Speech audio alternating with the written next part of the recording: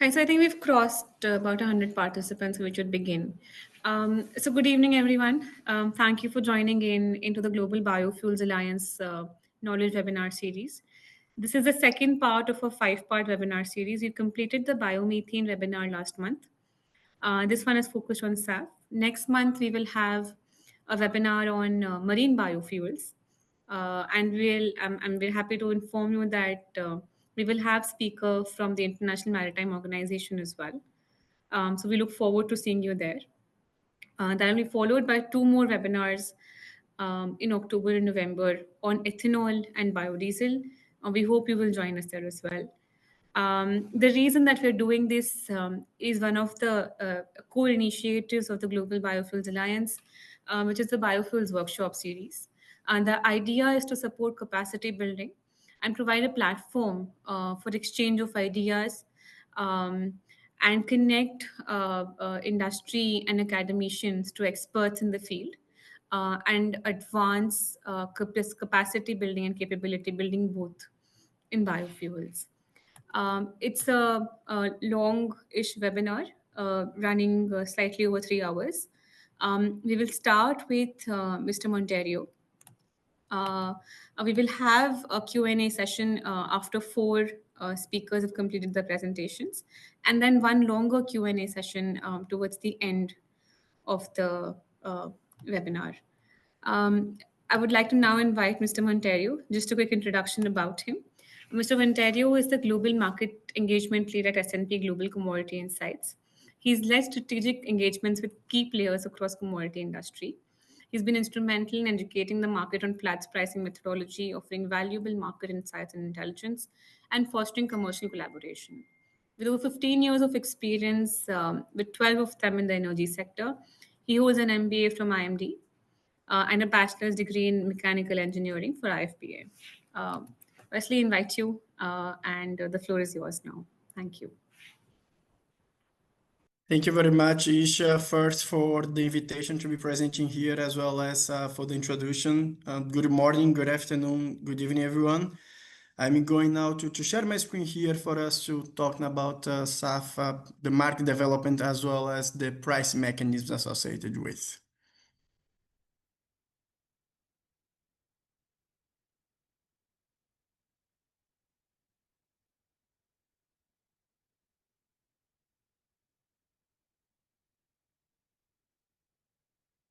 Okay, Isha, if you can please confirm that you can see my screen here. I can, yes. It's not in the presentation mode, right? It's not in the presentation mode, no. Okay. What about now? It's okay, right? I'm not that used to Zoom. No. This works. I think you're in presentation mode now. Okay. So yes, first of all, thank you very much for you to be here, and we are going to discuss here in the next 20 minutes the SAF, feedstock market development and price mechanism. As Isha introduced me, I'm Wesley Monteiro. I'm the Global Market Engagement Lead here at S&P Global Platts. The agenda that we'll have for today is pretty much 5 topics. We'll start with a very quick introduction, then we'll discuss pretty much what are the technologies and the pathway associated with SAF production. From that, we'll see what are the feedstocks available in some discussions around which feedstock will be applicable, as well as other characteristics related to the feedstocks for SAF. Then, it's still related to the feedstocks. We'll check what is the flows, what are the impacts of policies and regulations with regards to the feedstock flow, feedstock availability, as well as feedstock trading for SAF. And last, we'll end the presentation. We'll try to answer the question around, can SAF compete on price? We'll see how the SAF has been priced in the market, what's the price of SAF in the different regions, as well as what are some ways in which we are doing, let's say, the price discovered related to the SAF market. We here at S&P Global. Quick introduction, just to put everyone on the same page. S&P Global Commodity Insights is part of the main umbrella of S&P Global that would include, let's say, other divisions such as ratings, mobility, market intelligence, And within S&P Global Commodity Insights, we still have, let's say, another division, if you will. We are a part here. I'm part of the market reporting and trading solutions. And S&P Global Commodity Insights is pretty much the result of a merge that happened 3 or 4 years ago between IHS and S&P Global Platts. IHS brought to the merge, let's say, pretty much the content related to, research and analytics, Können ich gucke jetzt mal, of was course, passiert. regarding. Ja, ich bleibe also ich bin erreichbar, wenn noch. Andreas, if you can please mute yourself. Okay, perfect, thank you. IHS Market brought to the merge content related to research and analytics, and S&P Global Platts brought to the merge content related to the price assessments. In S&P Global Commodity Insights, we are present in around actually 150 plus countries, and we do have price assessments and content for all the main commodity groups that you can see there on the screen. We have price assessments for metals, oil, energy transition, chemicals, and surely price assessments for biofuels. What is the way, and we'll see later some prices around SAF in different regions in the world, different ways in which SAF is produced, and different ways in which we are doing here at S&P Global what we call the price discovery. Try to discover what's the price of the SAF molecule in the market. Just one step back before we check what is the price and what are the ways that we are doing this price discovery. We need to take into account that here at S&P Global Platts, we have a very robust methodology that's pretty much the base in which we assess all of our prices. And you can see there in the screen that we use, let's say, a well-defined, transparent methodology to provide price assessments that can be representative of the market value. And it's not only for the biofuels, let's say commodities, but also to the other commodities that I mentioned before, such as metals, agriculture, oil, LNG, refined products, and etc. There are 4 principles related to this methodology that you can see that I'm not going to read all of them, but just for you to have in mind that we need to have prices that we can that can be repeatable. We need to have, let's say, a certain level of implementability that's related to, you can see that in the screen, the way that we can ensure that this price can represent the market value of the molecule is through offers, bids that somehow can converge to a certain level that we can call here the tradable level in which this price is assessed. And in this sense, this price would be representative of the price in the market. And again, just to repeat, it's not only related to the SAF molecule, but also many other commodities that we assess here on a daily basis. Other part of the methodology that is very important, our methodology is public, subject to scrutiny of the market participants, and very dynamic. What I mean by dynamic, for instance, if you take into account that the SAF market is evolving all the time, and we are following this development of the market in such a way that we can, introduce new price, change our price, change the way that we are assessing the price, or even discontinue a price. And we do all of that consulting with the market participants in a public way. You can see there on the right side of the screen, our page with what we call subscriber notes. That's the way that we communicate any kind of change that we are doing in our price assessment with regard to our methodologies. Just moving forward, what is the way that we assess those prices? It's still related to the methodology. We need to take into account what we call here this pyramid that you can see there. And surely in the top level of this pyramid, we would have what we call the most robust information that we can get in the market somehow, that we call reviewed MLC. Once we have a transaction that we can check with both participants in the transaction, not only the buyers, but also the sellers, that would be the best way, if you will, to check that this price, to assess that this price is related to any specific commodity.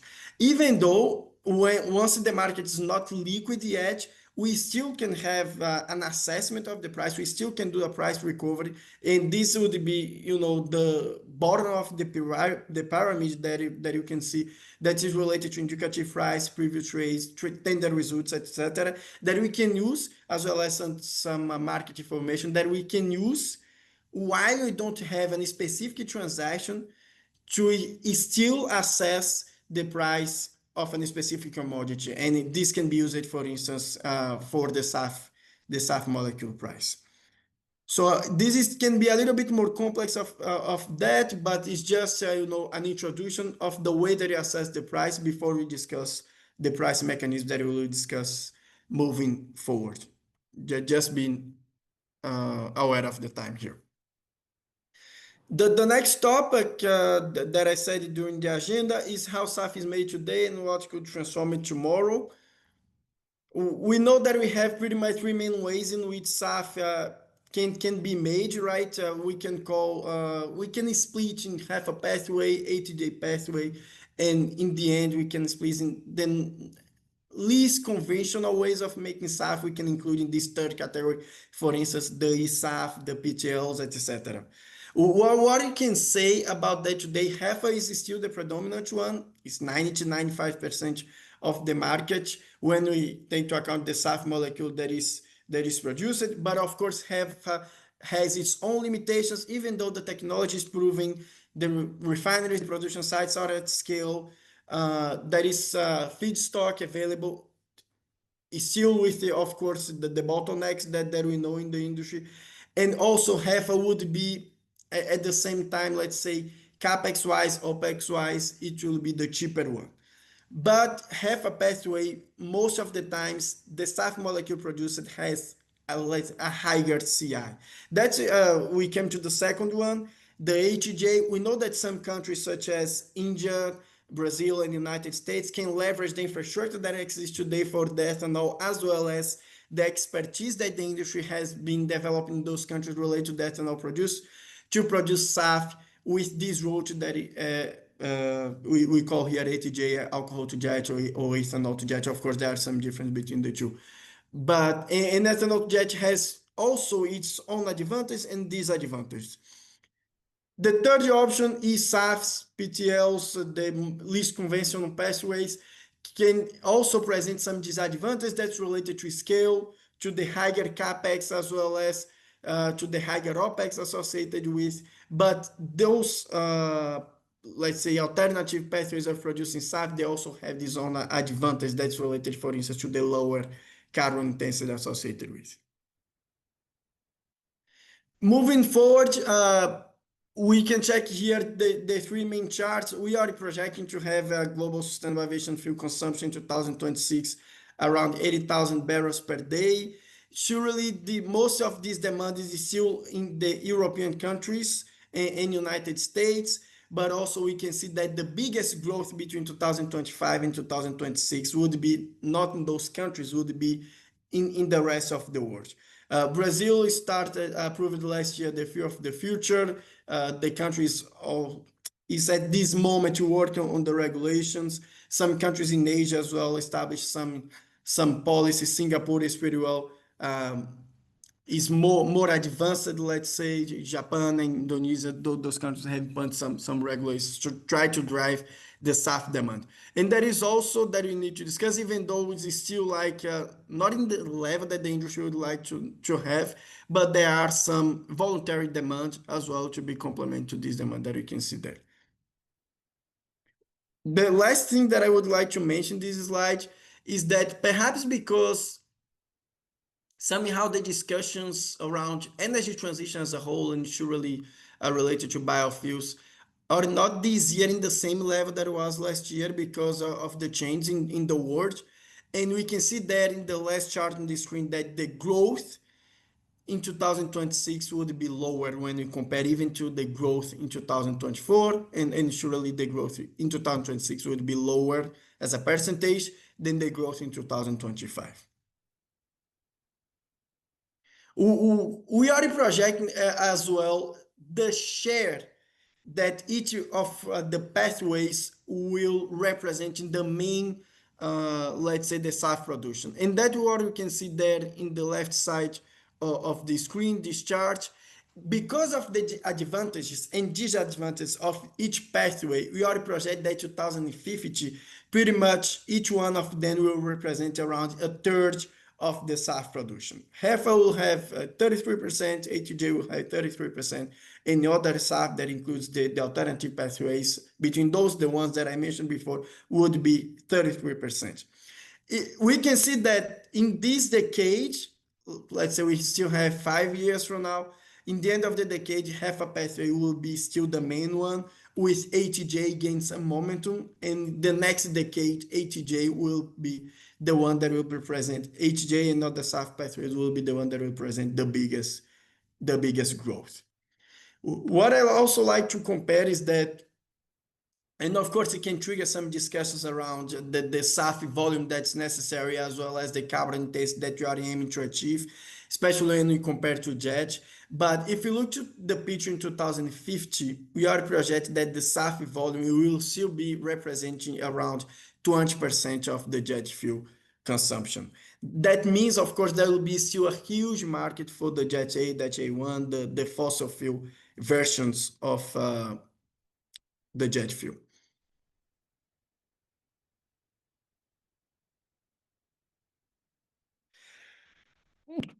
Excuse me. So now come to the discussions around feedstocks. What is interesting about the feedstock is that when you think about HEFA, feedstock has a limit, and the feedstock is a bottleneck, even though there are so many options. This is a picture, of course, it's focused on the United States, but we can see that even if the capacity of the United States would be used 100%, there will be a significant gap if we add all the feedstocks available. When you look, to the monthly capacity, the line and the colors below, and you can see this gap. If United States would be producing at 100% of the capacity, it wouldn't be possible actually, because the feedstock wouldn't be there available. And from that picture, I just would like to show this other one. And what is interesting in this chart, when we look into this chart and compare it to the previous one, as of 2030, there is this green to blue square in the top that we call here yet to find. What we mean by that is that new feedstocks can come into play and can play a role in the HEFA pathway production and can be available. Of course, there are a lot of studies we have in Brazil, Macaúba, we have in Santirinhos, Pogamia, and other feedstocks that can be available for producing SAF, but those feedstocks are not there. So the question is there enough feedstock? If we take into account that this yet to find is possible, not only, to be available, but also technologically applicable, we can be there with related to, to supply the necessary feedstock volume to make SAF. But the key message here is that the production is growing at the expected level. There is no feedstock in the HEFA pathway. We are looking here just to the HEFA pathway as an example that can open an opportunity to the other pathways, such as ATJ, for instance. Another element that is very important when you think about SAF production and the feedstock dynamics is the flow of the feedstock. And I just would like to highlight here, because we have seen a lot of, let's say, important shifts with regards to for instance, the UCO flow, used cooking oil. And this flow has been pretty much determined by the regulations. We saw that there were a significant flow of UCO to Europe in 2023. Then this flow shifted a little bit to United States in 2024, surely UCO from China, right? And then this year again, there is a significant flow, let's say, of UCO returning to Europe and away from the United States because of changing regulations in the United States. In the future, there are some discussions that China will make some SAF plants, and perhaps this UCO will stay more in China rather than exporting. This can, the main message here is that we are looking for feedstock. It's very difficult to have for producing SAF. The feedstock is a bottleneck. And even when the feedstock is available, like to be traded or to have, export and import flows, these flows can shift very quickly and related to regulations. What I mean related to regulations is that the message is is very, very unpredictable. I'm just checking how many time I still have here. You have 5 more minutes, Wesley. Okay, yeah, thank you, Isha. Yeah. So let's now from this discussion, how SAF is made, what is happening with the feedstock, what are the key concerns related to this relation between, technology pathways and feedstock. Now let's think about, okay, once the SAF is produced, it needs to be sold, it will be available to the market. So at which price, right? First, of course, I would like to highlight here, as a biofuel, SAF price are somewhat linked to feedstock price and also linked to the other biofuels price. What we do here at Platts that's really important in this context is that we have a global view, a global capability to assess different biofuels and feedstock price throughout the world. And we can see there, for instance, in North America, we do have prices that it shows that, let's say, the capability to assess SAF price because we have the capability of assessing other biofuels price. We can see that in the picture, ethanol price in the United States, as well as SAF price in the United States. In South America, we do have ethanol price as well, feedstock price that is related to soybean oil. Here, just a highlight, soybean oil is pretty much around 70 to 80% of the feedstock used by the biodiesel market in Brazil, and the biodiesel market in Brazil is priced against the soybean oil price, FOB Paranaguá. In Europe, we have a couple of other biofuels prices as well, such as ethanol, biodiesel. We do have in maritime, let's say the biofuel side of the maritime fuel, that's the B30 biobunker, not only in Europe, but also in Singapore. What is the way that the SAF has been priced in the market? Pretty much three main ways, right? That we have seen and we have heard from different players when they do their transactions, how they are pricing the SAF. Most of the time, we have heard that those transactions, SAF, have been priced against jet fuel benchmarks. And we can see that in the screen, some examples of Platts jet fuel benchmarks in California, in the middle of the screen, right? In California, in Fujairah here, close to Dubai, in Singapore, as well as in Europe. And why is that the case? Because the main client, the main customer of those production facilities are the airlines, and the airlines are somehow very used to those jet fuel benchmarks. They do, their financial strategy, their hedge strategy, their derivative strategy around those jet fuel prices or benchmarks. And that's because the airlines have, let's say, a preference for using those jet fuel price to price SAF. And how it's done is pretty much jet fuel plus a premium that we'll see later what would be this premium. Another model that's more attached to, let's say, the producer side is what we call here cost plus model. And cost plus model can be in different ways, right? It can be feedstock plus a premium, can be, a full cost model in which the producer can take into account, feedstock, capex, opex, hydrogen, subtracts, related revenues, etc. And of course, include a margin for them to calculate what would be the price. This is a preference of the producers because they can somehow have some strategies related to hedge against the fluctuation of the feedstock price. That's surely the main cost input for the SAF production. We can see here in the screen, it's around 75-80% of the cost. In the half a pathway is the cost of the feedstock. A third way of pricing SAF that has been gained some momentum is still the market's not there. Still we have seen some increasing the liquidity of the market to have a proper SAF price assessment that can be representative of the market. But some players have said to us that somehow they are looking to those SAF prices, those specific SAF price.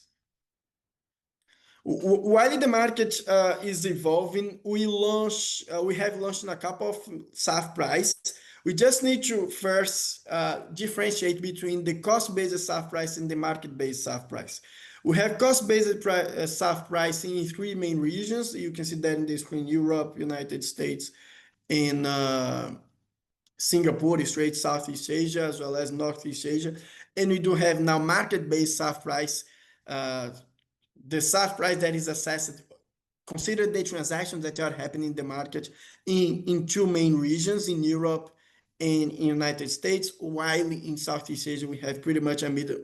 In the middle of the two, a cost base and a market base would be what we call a netback price. It's still a calculated price in straight Singapore, but take into account a market-based SAF price that is assessed in Europe. I'm not going too much detail here about the methodology, but surely my contact is there, and I would be very happy to talk later with someone that might have any doubt about how those price works. We can see there in the screen as well, some, those price were assessed. Yes, please, Isha? Yeah, sorry, Wesley, you're not time. So if you could just wrap up in the next few minutes, that'd be great. Okay, 2 minutes more. I think. Yes. Thank you for that. Thank you. We see that in the screen, the price assessment for this week, right? I think not at that. I think I just remember here. It was July 22nd.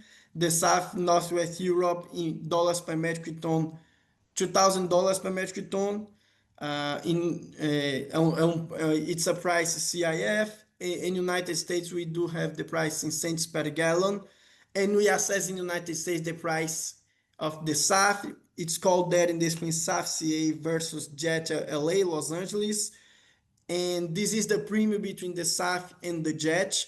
That is around 455 cents per gallon. So it's pretty much the SAF price is around 2.5 and 3 times the jet fuel price there in California.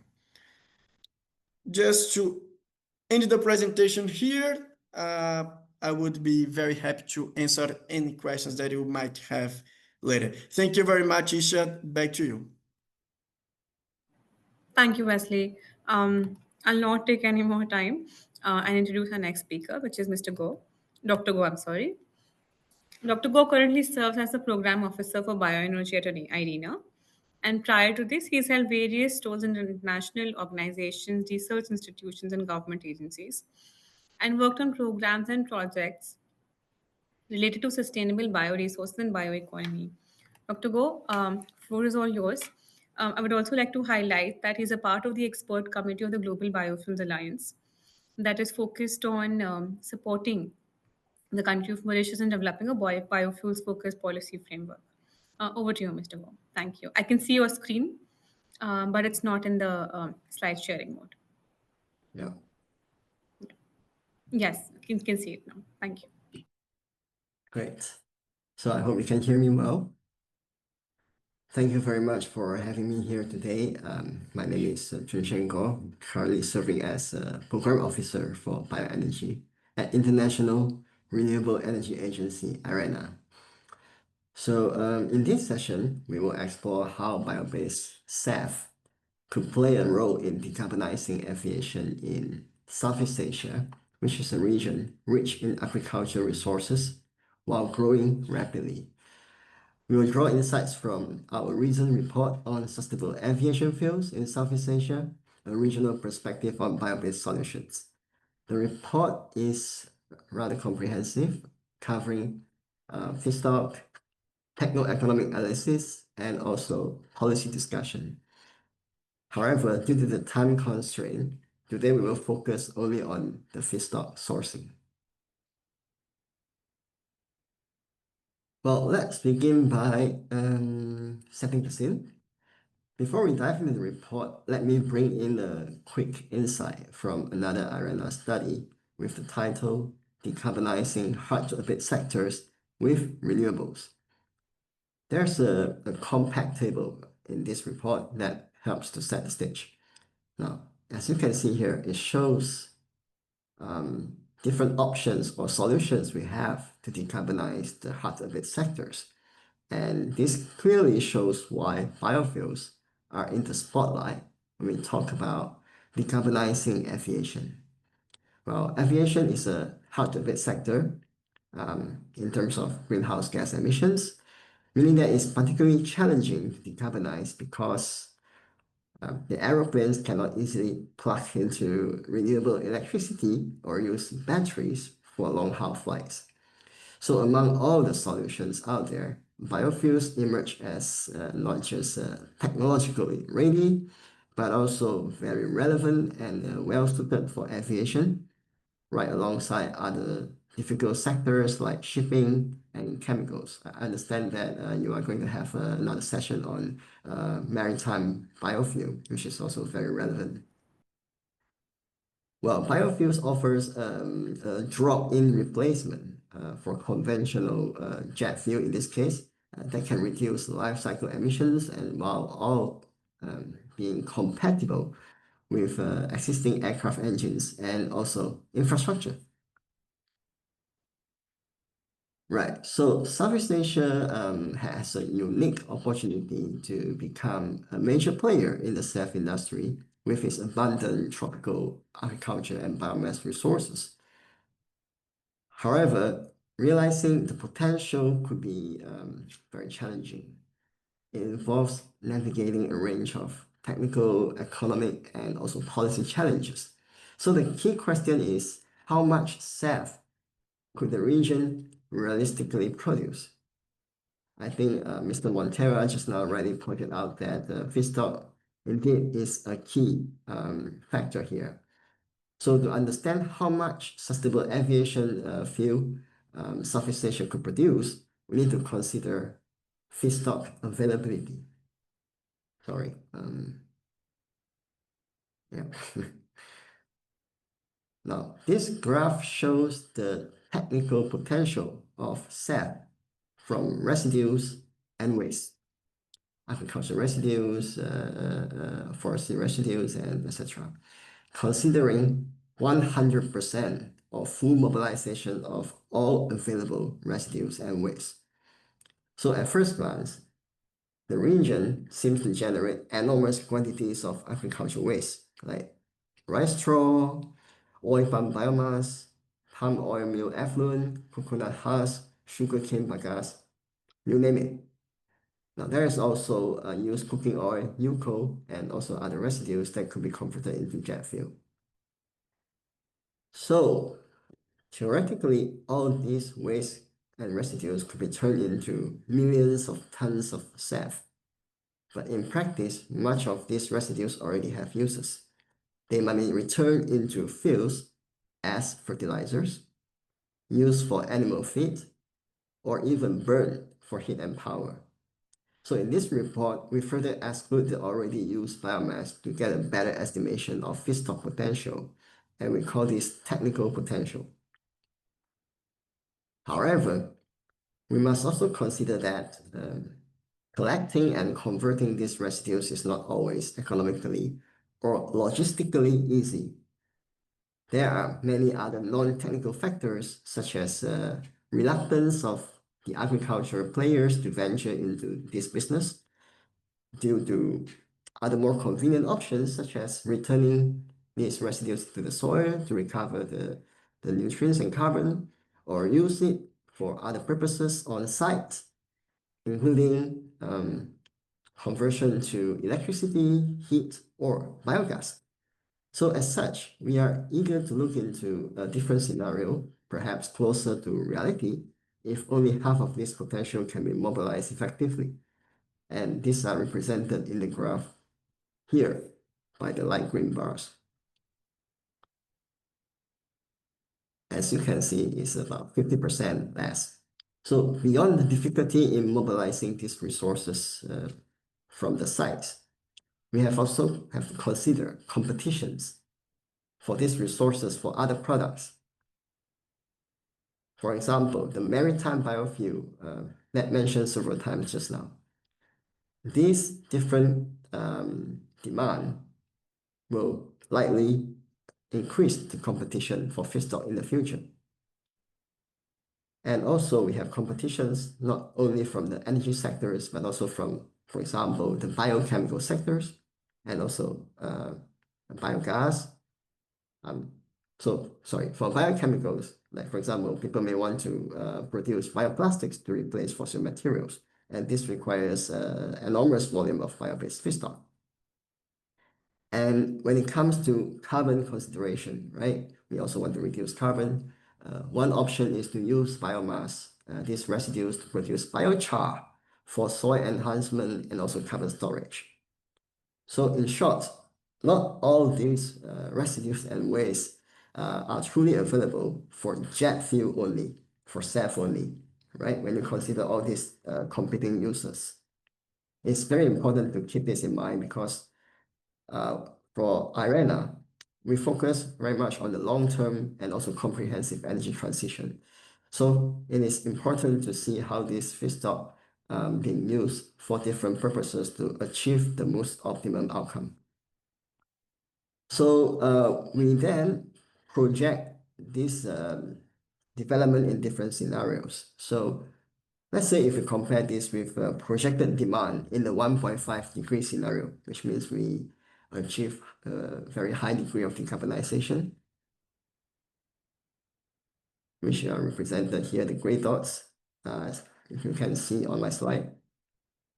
Yeah, so in this scenario, we envision a 70% SAF blending in 2050 for aviation.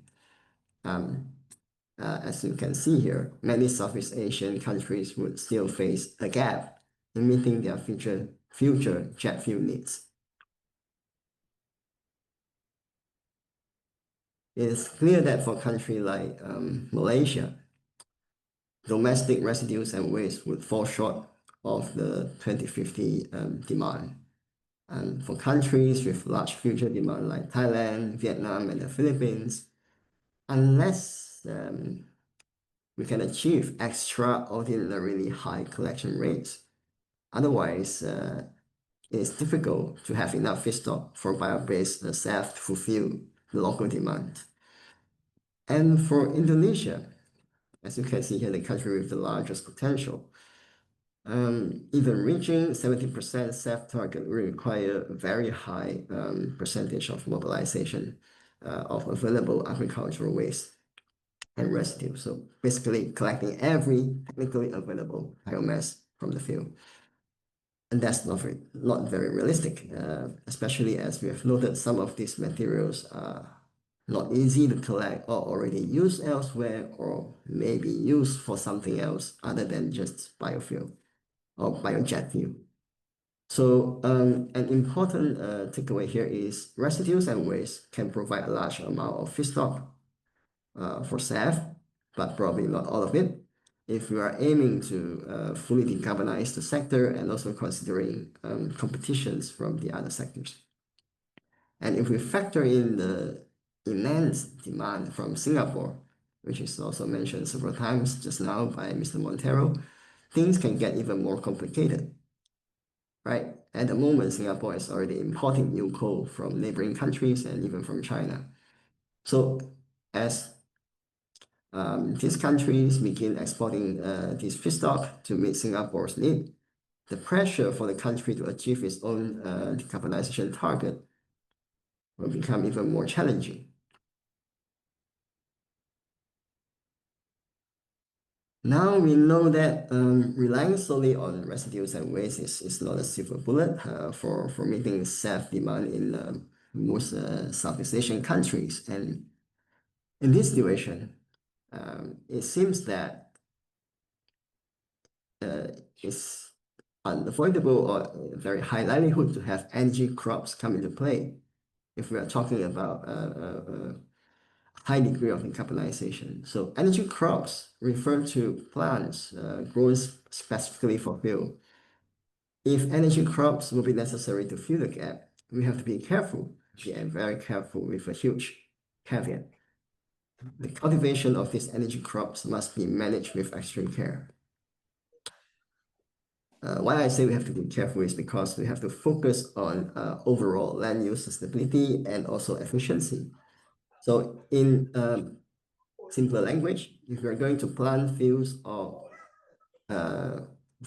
different crops to make jet fuel, we will have to be careful in choosing the suitable crops that have low impacts to the land, and we can only do it on lands that won't jeopardize food production. And of course, we have to do it on non-forested land. Now, it seems that if you look at this graph based on the FAOStat data, it seems that Southeast Asia does have vast areas of underutilized low-carbon land that could potentially used to cultivate energy crops, like abandoned land or degraded land that are not forested or farmed. So these are represented here in the dark green bars. And if you see the scale of the area of this land, it can be up to millions of hectares. But to map these lands precisely, like partially explicit, and also to ensure that they are truly suitable, is a very tedious task. We have to ensure using this land won't cause not only ecological problems, like the land suitability, water availability, soil suitability, things like that. But we also have to consider the social factors here. Now, the tricky thing here is at the moment, governments don't always have clear data, clear understanding, and proper strategies for this.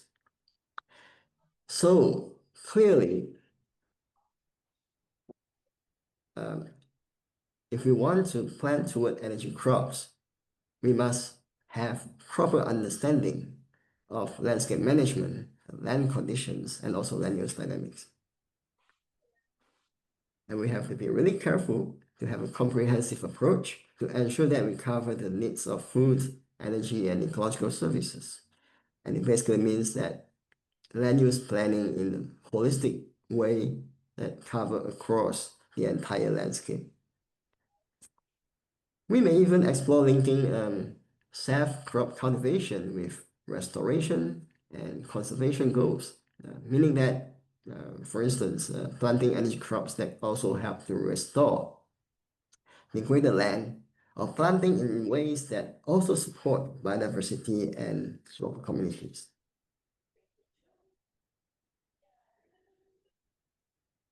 So this is my last slide. It's a summary and it's also a discussion. So one key insight about production potential is that resources are not evenly distributed among countries, at least for the case of Southeast Asia. And Southeast Asia is not homogeneous, right? Some nations or some countries have huge land areas and agricultural output like Indonesia, while others are smaller countries like Singapore, but with high demand. So even Malaysia, the country in between, is facing the same resource constraint. And these countries could not be self-reliant for self-supply. And that basically means that cross-border trade and investment will be essential. Meanwhile, Indonesia is positioning itself to be a major producer of biofuel, including SAF. It focuses still very much on palm oil, but it also generates large volumes of agricultural residues and significant areas where energy crops could be grown. Countries like Vietnam, Thailand, and Philippines fall somewhere in between. They have some resources, but probably not enough to meet a high fraction of their future jet fuel demand without imports. So this imbalance, I mean, we are looking for a long term until 2050. Yeah? We are not talking about the demand now, but in the long run. And we will have this imbalance, and it means that we need a regional market for feedstock and SAF. Well, in fact, we have already seen early signs of that, like, for example, the case of Singapore, where the big refinery is importing new coal from neighbors. We also see that a planned SAF plant in Thailand also intends to export a lot of its SAF to Japan. It's an export-oriented approach when they develop this SAF industry. Now, a second aspect of when we talk about production potential is deciding who gets the limited feedstock pie. Now, think of it this way. If we have 1,000,000 tons of, say, rice straws, well, we may use it for SAF or biochemicals or biogas, or return to the soil, or any other applications. So recalling the earlier slide I showed on the hard-to-abate sectors, we know that some sectors are more ready to be decarbonized with electrification, such as road transportation can be decarbonized with electric vehicles in coming decades. However, some sectors will have very limited options, like aviation, because we cannot easily electrify our planes. So we may want to be careful when it comes to allocating bio-based resources to the different sectors. And essentially, decision makers will need to reassess this allocation of feedstock across not only the energy sectors, but also non-energy sectors. Well, it's a delicate balance, right? We don't want to harm one industry at the expense of another. I mean, we don't want to. We want to make sure this allocation is optimum as the energy transition progresses. So how do we align policies so that biomass goes where it brings the greatest decarbonization benefits is something need to be carefully planned. So one option is to incentivize alternative in other sectors, like promoting EVs in ground transport to reduce the sector's need for biofuels, so that more biofeedstock can be freed up for aviation and also maritime use. So lastly, while talking about production, we must not forget the human dimension or the social dimension. Biofuel production is not just about tons of feedstock and barrels of fuels. It's about farmers, landowners, and local communities. So in this report, we stress the importance of involving local stakeholders in planning new feedstock projects. If, say, large areas of land are to be used for growing energy crops, how will that impact local livelihoods? Even if we're talking about degraded land, we also have to be careful with environmental sustainability, because not all non-forested land is suitable for energy crop. There could be some areas that require more attention when it comes to ecological services and things like that. So we have to be really careful with that. And so the recommendation is that each country will need to tailor very its unique business models. Perhaps community-based collection of residues or other innovative business models to ensure that SAF feedstock development is socially feasible and also sustainable, of course. Right. So, in summary, Southeast Asia's production potential for SAF is significant but conditional. Countries will need to trade feedstock and fuels in the long run, because some will have surpluses and others have deficits. And they will have to plan carefully for feedstock competitions between countries and also between sectors, making sure that as much biomass as possible goes into decarbonizing the hard-to-abate sectors. Well, it's a complex puzzle, but the pieces are on the table. So we have to plan as early as possible with this big picture in mind. That's all for my presentation today. Thank you very much. Thank you, Mr. Go. This was extremely insightful. I think we would greatly appreciate in case you have any presentations that you would like to circulate regarding the remaining aspects of Southeast Asia biofuels as well. We'd be happy to circulate that because it seemed very insightful. Thank you. I think it would be nice to promote the report. Absolutely. It's No, available on. I think Yeah. it's a very insightful report, so we all could benefit from the work that your team has done. Thank you. I would now like to introduce our next speaker, which is Dr. Ramakumar, who's a CTO and AVP of AM Green. He's also a member of the management committee of AM Green. He's been a director on the board of Indian Oil and has been instrumental in the development of India's homegrown fuels and refinery processes.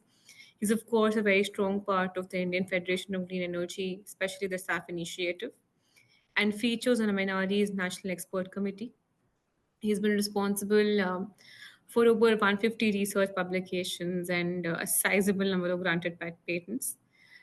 He serves on the boards of multiple companies, including Lanza Central Pollution Control Board for India, um, uh, Indoil Montany, etc. I will now hand over the floor to Mr. Ramkumar. Thank you so much for taking out the time, Doctor. Thank you. Yeah, thank you, Isha, and I hope I'm audible. Yes, you're audible and your screen is visible.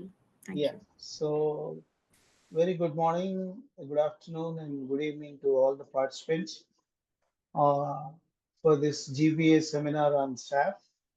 And theme of my presentation is technology landscape for SAF, the Indian radar. Uh, uh, just just a very brief introduction about the company to which I currently affiliated to. It is known as AM Green. AM Green and Greenco are the two group companies promoted by the same promoter. Uh, in fact, Greenco is one of the largest renewable energy company of India, which produces one of the most cost-efficient green electron. AM Green is a recently launched molecule company which exclusively deals with green molecules. So the advantage that our group company gives on renewable energy with the cost of renewable energy, delivered cost of renewable energy equipped with one of the unique solutions of storage, pump hydro storage project. In fact, we are the asset owners of one of the largest privately owned pump storage project, which has just become operational last month with 1 with around 17 gigawatts of the capacity. This is the largest. And by virtue of this particular PSP storage capacity, the delivered cost of the green electricity round the clock by our company is one of the lowest in the world.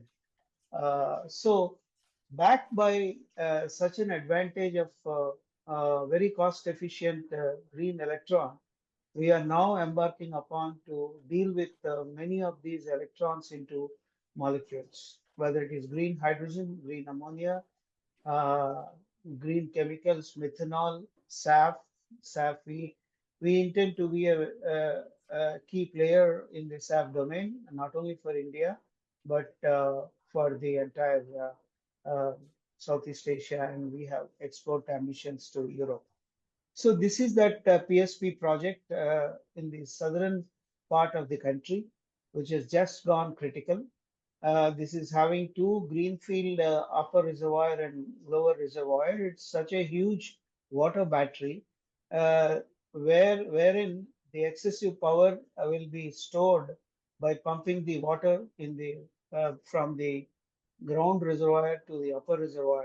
And when in the night time, when the renewable electricity is not there, you pump back the upper reservoir water to the lower reservoir water. This operation is facilitated by reversible pumps, which act in one direction as pump, in the other direction as the turbine. They're gigantic turbines supporting that capacity. So that's about my company. So the theme of today's topic is that what Indian players, prospective players, whether government players or private players, who seek to set up production units and turn to be SAF producers on global scale, what they are looking for. Before I do that in the next 18 odd minutes, let me set the context. India is going to be ethanol surplus. even after blending 20% of ethanol in gasoline, our ethanol blending program in gasoline is one of the national success stories, wherein in the last 10 years, from a meager 5 to 7% to 20%, we could able to raise the blending percentage of ethanol, but predominantly the ethanol is a first generation ethanol in the country that is being produced today. So 2 years back, Ministry of Petroleum and Natural Gas constituted a committee to recommend which are the pathways suitable for India and what kind of blending percentages that India should look for come 2027. So this committee was constituted and convened by me as the then Director R&D of Indian Oil. And our recommendation was the most suitable pathway is alcohol to jet because alcohol is going to be surplus in India, and we have recommended certain percentages. Since they are not officially mandated, I'm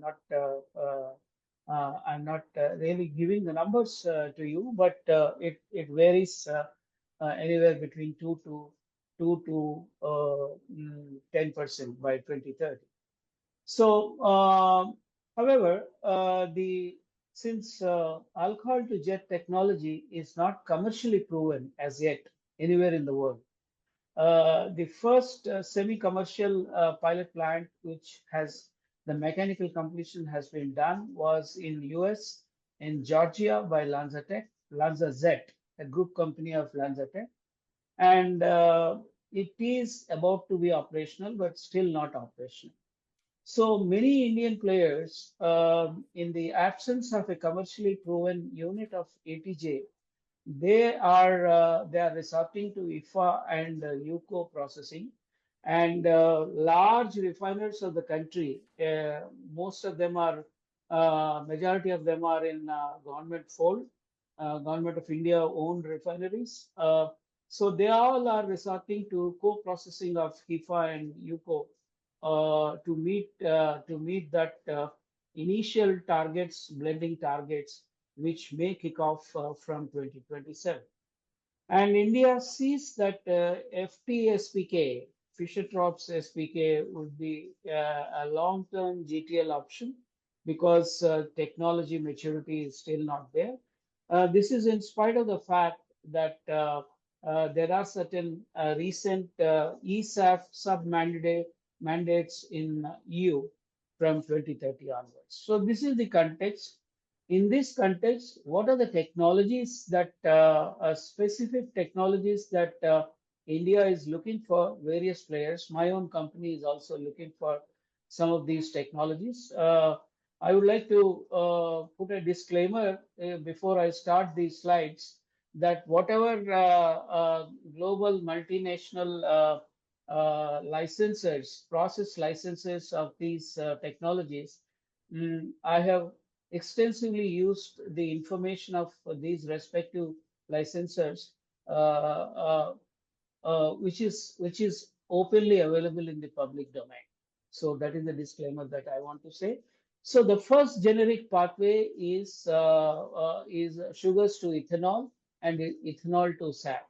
So whatever sugars that you have, for the time being, you just forget this biomass part. But in whatever way you get the sugars, these sugars should be after fermentation you get the ethanol, and ethanol can be a monolithic ethanol production at one large plant, or there are a lot of sugar distilleries in the country, so it can be in a decentralized form. The ethanol can be produced, and then ethanol can be subjected to a two-step process of ethanol dehydration, followed by oligomerization of the resultant ethylene that is going to be produced. So it is dehydration, oligomerization, followed by hydrogenation and fractionation. That is the generic pathway. And these many players are there: EOP, Axon, LanzaJet, Lummus, and GU. So I'll discuss a few of them, the salient features of some of these players. LanzaTech is one of the front runners who is pursuing ATJ. Their technology and pathway is ASTM approved. and they have announced quite a number of projects on ATJ throughout the world, including in India. In India also, one of the largest government oil company, Indian Oil Corporation, has already announced 86.6 thousand metric ton per annum plant to be set up on based on this particular technology. And my own company, AIM Green, also has already developed a detailed feasibility report based on this technology. So if you see the overall carbon intensity of these pathways, we have done a scenario study, and the depending on what kind of power that we are using and what kind of hydrogen that we are using, uh, and what is the source of alcohol that you are using as a feedstock, the carbon intensity can be as low as 16.29 grams per CO2 equivalent per megajoule of ATJ-SPK. So 82%, a whopping 82% emission reduction potential can be obtained if we use renewable energy and green hydrogen for this. So there is another potential technology pathway, UOP. UOP is also having a ETJ technology, ethanol dehydration oligomerization, and the generic route. Likewise, Lummus is another dominant global licensor who are also announced that they are ready with the ETJ part. Their claim is that they don't have an integrated plant of SAF, but they have very well proven ethanol to ethylene dehydration technology. Many, they have a 10 years of commercial operating experience, and at least a couple of units are operating continuously for the last 10 years. Likewise, their pathway goes from ethylene. After the production of ethylene, it can go first to dimerization, and from dimerization to oligomerization, followed by the conventional steps of hydrogenation. So Lummus also claims that they have 37 years of experience in oligomerization, converting lower olefins into higher olefins and SAF like C8 kind of products. So their claim is that the individual sub processes of ATJ, which they are claiming they're more than amply commercially proven, and just process integration is a regular job for Lummus. So that's their claim. And they have not spelled out what is going to be their carbon intensity, but I think they can also go for a lower carbon intensity of the resultant SAF, provided if green hydrogen and renewable energy is there. The second pathway, up till now, I talked about ethanol to jet. Now there is a methanol to jet, and methanol is more fungible product, and methanol can be produced from several pathways. So one of the most promising pathway of producing methanol is using the biogenic CO2. A lot of biomethanation plants to produce compressed biogas from agri residues, and all these plants emit CO2, and this CO2 is a biogenic CO2 with when it is utilized and upgraded to higher products, then it may lead to negative footprint for that particular part. So UOP, KBR, and Axens, all three of these global licensors, they have technologies to upgrade the methanol, green methanol, into SAF. So UOP says that they have commercially proven pathway for methanol because they have recently acquired Johnson Matthey, the key catalyst manufacturer, and catalyst is the heart of producing methanol from CO2, whether it is biogenic CO2 or fossil CO2. So they have a lot of commercially proven catalysts. That's their claim.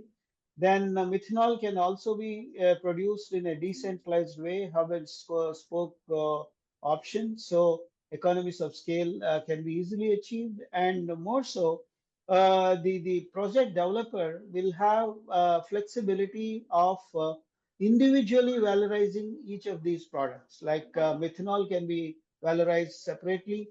Olefin, if they want to stop at olefin, they can valorize the olefin, and if they want to go all the way to jet, then from methanol to jet, they can also proceed. So there is a lot of financial flexibility also, that is their claim. KBR also says that they can also include, besides agri biomasses, they can also include a lot of waste material like municipal solid waste and biogas. And through gasification, they can produce the syngas, and from syngas, their trademark technology is pure SAF, and from there they can produce the SAF. So the third generic pathway for producing the SAF, as India is looking, is the co-processing route, where you can use used cooking oil or vegetable oil. You can degum it, you can demetal it, and you can bleach it, and then you can subject it to the existing hydroprocessing units of the operating refineries. So this is the fastest way of producing SAF without incurring any extra capex, and you can enter into the market. But the limitation is that you can blend only 5 to 20% as per the ASTM stipulation.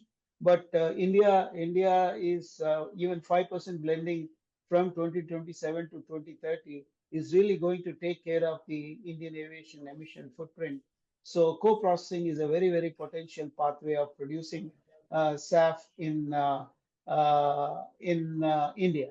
And Haldat also is having very potential catalysts for enabling this co-processing pathway production of SAF through these kind of feedstocks.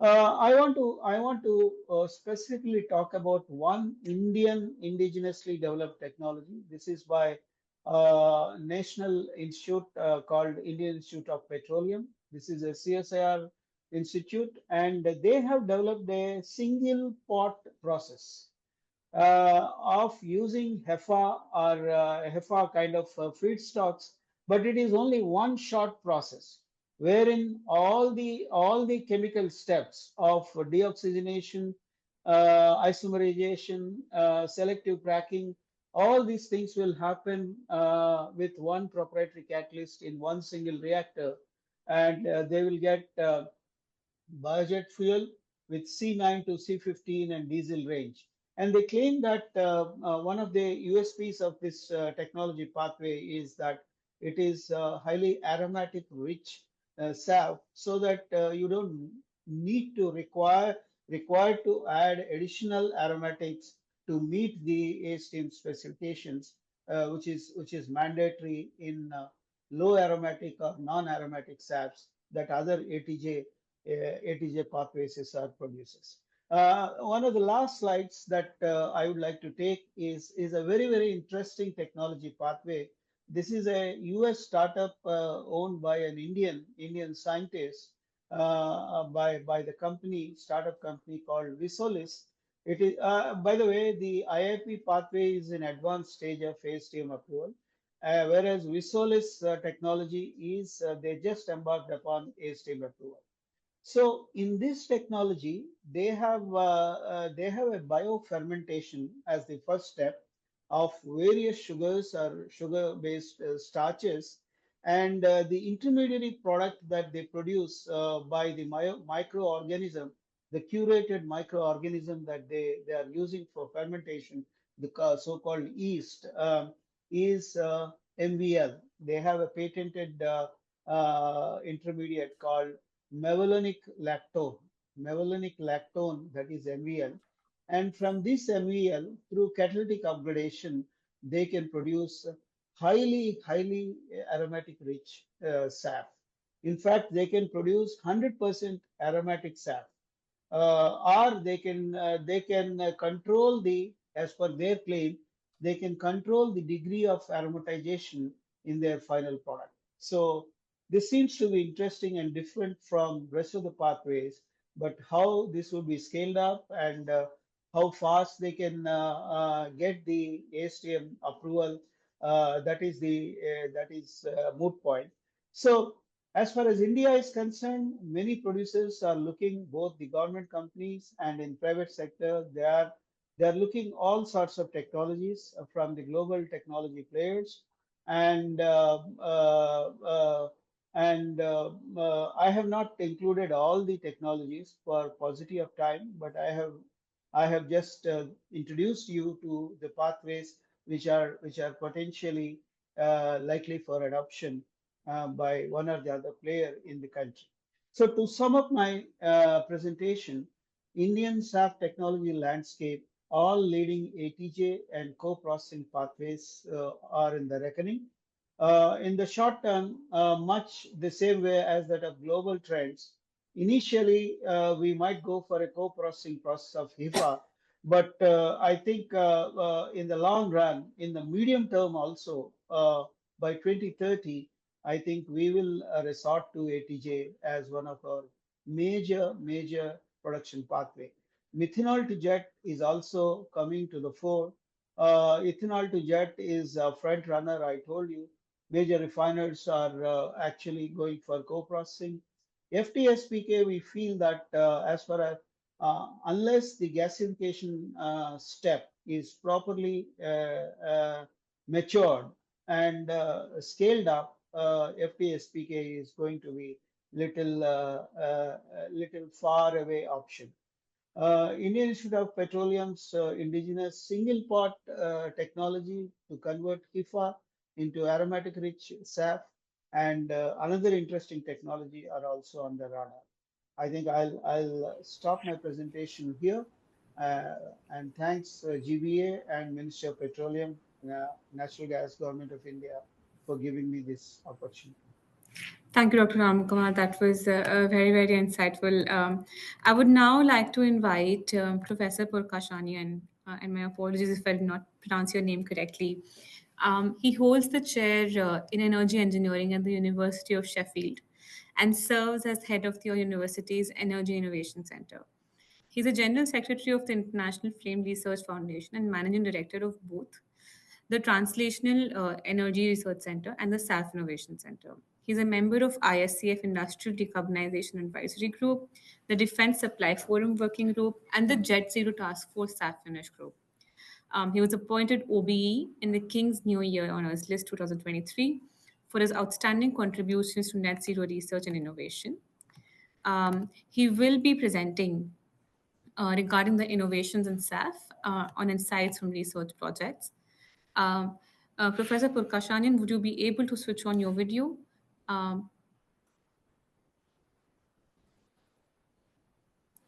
have, can you see me or can you hear me? Yes, I can see you and hear you. Okay. Would you like me to upload it or you are doing it?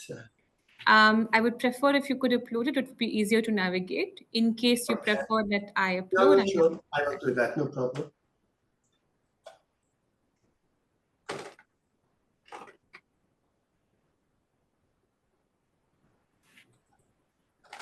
Can you see my presentation or?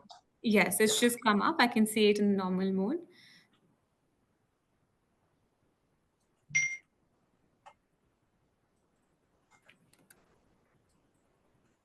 Ah, okay, it's on the second screen.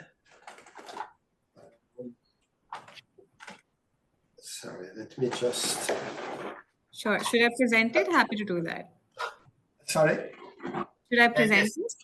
There is a two screen here, so it goes onto the second screen. Let me just. Sure. Yes, please take it. Okay.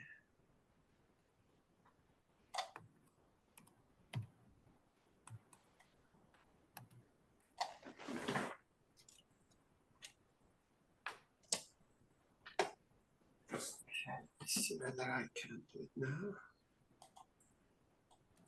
Okay, can you see now full screen? Yes, we can. Thank you. Okay, thank you very much. And good morning, good afternoon, or good evening, depends on what part of the world you are. what I will do in the next 15-20 minutes is really to look at next generation sustainable aviation fuel production pathway and look at how academic research can really accelerate SAF production. And what I'm trying to say in here that really all these innovative ideas generated from a lab, bench scale work, and lead to the demonstration plant, and finally ends up as a commercial product or a bankable product. So always looking at these next generation technology for future in terms of reducing costs, in terms of making it for more environmental friendly, is a very important part of developing new fuels or a new energy system. So as we all know, and we have heard already today, SAF is very important for decarbonization of the aviation sector. We know that, for example, mandates in UK, mandates in US, European Union, Far East, India, even area in Africa are now looking at these mandates and trying to not only implement it to decarbonize the aviation sector, but more importantly, to act as a producer, because the demand is very high. So to move to the next stage, really, let's have a look at what are the technical assessments of the novel SAF pathway. And at this moment, if you go to the market and you say you want a SAF, only options that you will have at a reasonable quantity is a HEFA. And therefore, the current state of SAF really relies on HEFA, and this is the fuel that are available and is being used. However, with HEFA, as you may know, both UK and European Union have shall we say, at some point they want to minimize the use of HEFA, and therefore there is a cap for it.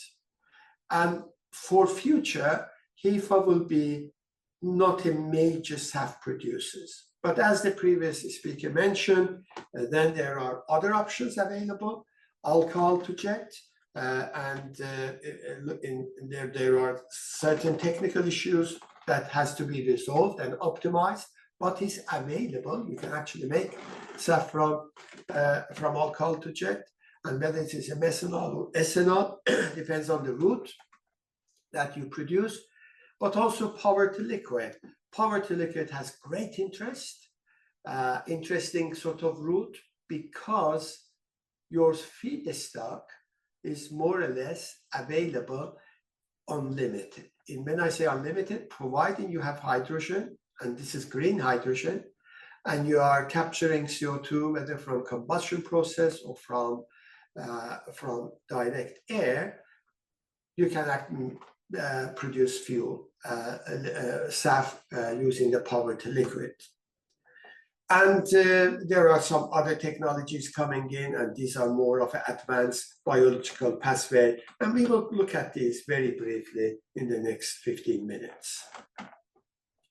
So why do we say HEFA, which is the existing technology, why do we say that we still need some other technologies? And one of the reasons is definitely feedstock, availability of feedstock, cost, and more importantly, the carbon footprint. So in other words, if you're using HEFA, at best, you will be replacing fossil fuel in terms of the CO2 emission by around maximum 75%, depending on the way that you produce it. And therefore, replacing jet fuel in terms of the CO2 emission, HEFA only covers part of that. But more importantly, from commercialization point of view, there are certain critical limitations. these are feedstock availability. If you consider all the feedstock available through the route that has been used at this moment, you're talking about 2.5% of the jet fuel, international jet fuel demand. If you are going for high product, look at the cost, and SAF is one of the major issues is the cost, and therefore high production cost at this moment. The best you get HEFA at the market is around $2 to $2.2 per liter, and therefore it is pretty high in comparison to the jet fuel. And more importantly, there is a competition between HEFA to use feedstock through HEFA route to produce fuel in comparison to the food production. So there's another challenge, and scaling challenge for carbon intensity goal that I mentioned before, that it doesn't replace jet fuel at 100%. So what are the technology available? Alcohol to jet, and these are the alcohol to jet pathway, methanol and ethanol. Ethanol is possibly the best route because it also have an infrastructure already set up, so you don't have to restart from the point of view of building the plant for ethanol production. And the process fundamentals, I will not mention too much because previous speakers already talked about this. But in terms of technical advantages over the HEFA or over the existing technology, you have variation in the feedstock. And you can go all the way from sugarcane, corn, and all other type of biomass into the ethanol.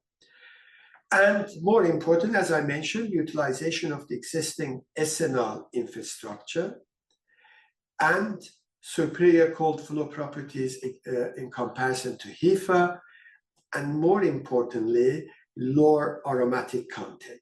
And I will come back to this later on, showing one example from Flight 100, why reducing aromatics in the fuel has a major impact on the contrail, on the energy density of the fuel, and therefore considered as a benefit, providing we stay within the 8% rule of the ASTM.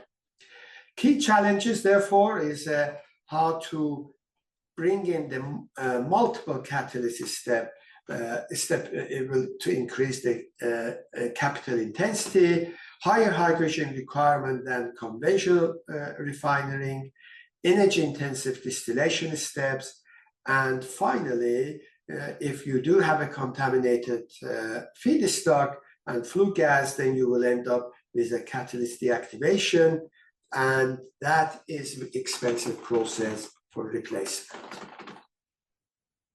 Power to liquid, and what are the technical foundation for power to liquid, and why there is a really push, especially at European market, towards the power to liquid. If we look at the regulation mandate of the European Union, by 2050, according to that mandate, 70% of all the fuels to be used in EU should be SAF or non-fossil fuel.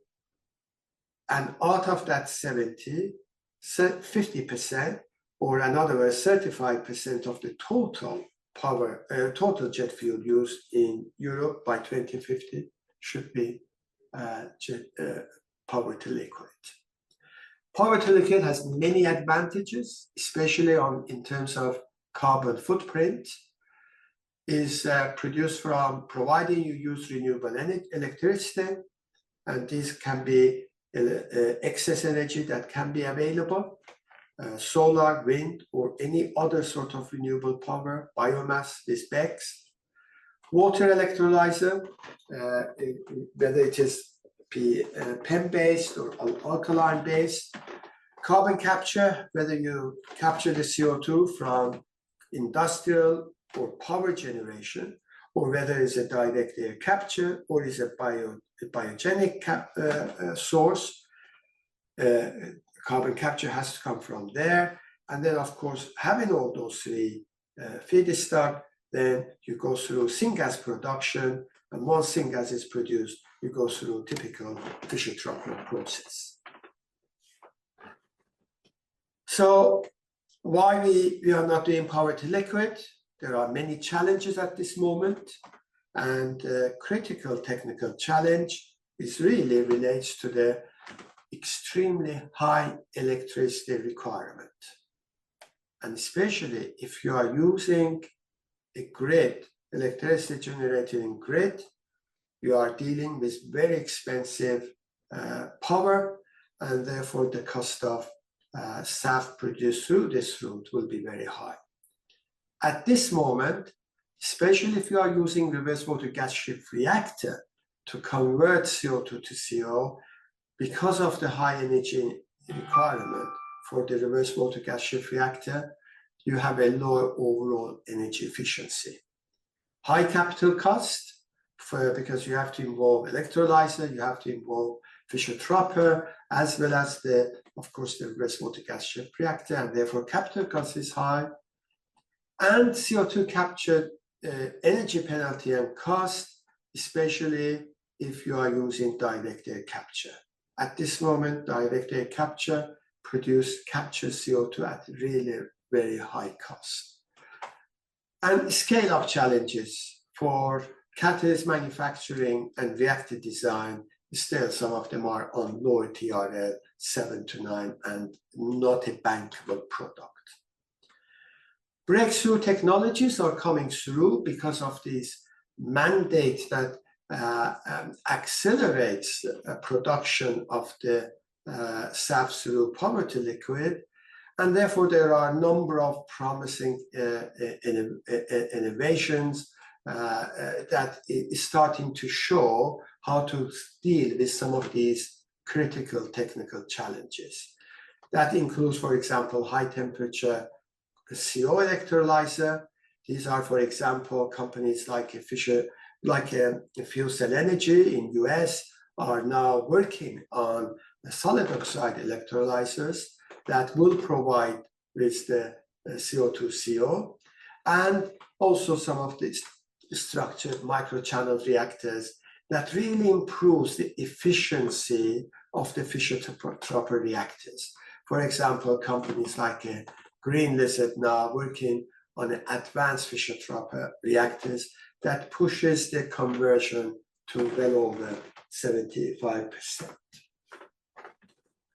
And then we have, of course, a next generation technology that very much based on microorganisms that creating entirely a new production route. These are in very low TRL level, and but however, once it does start to produce significant amount of fuel, possibly beyond 2035 or so, there are ways that this type of process will become very important. And these are really what you do in this sort of process. You molecular engineer the jet fuel. You actually produce using the biology platform to develop a product or a fuel that is required for aircraft engine.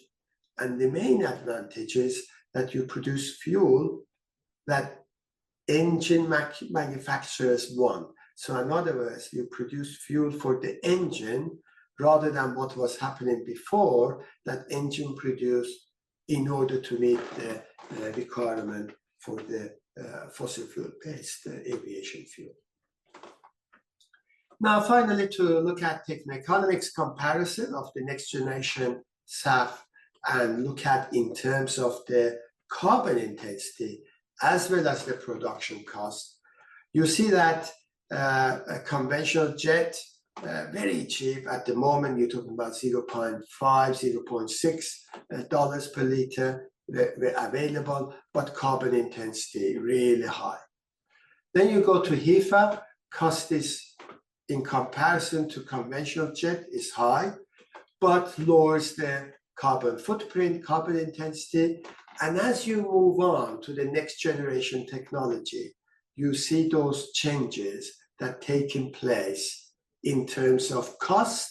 Costs are increasing and intensity in terms of carbon footprint changing and reducing, which is really clear indication how to move forward. And for example, if you look at power to liquid, providing you are using renewable energy, in terms of carbon intensity, you see how low it is in comparison to all other technologies. And these are the sort of area that you have to balance to see which one is best for what reaction. So I give you one example of Flight 100, where you can see, we looked at the impact of the SAF on environment, on the energy, on the fuel efficiency. Flight 100 was a flight that was organized by the UK and US government, led by the Virgin Atlantic. They were brave enough to take the challenge and say, if this is the challenge, if using SAF at 100% on both engines is a challenge, they accept that challenge.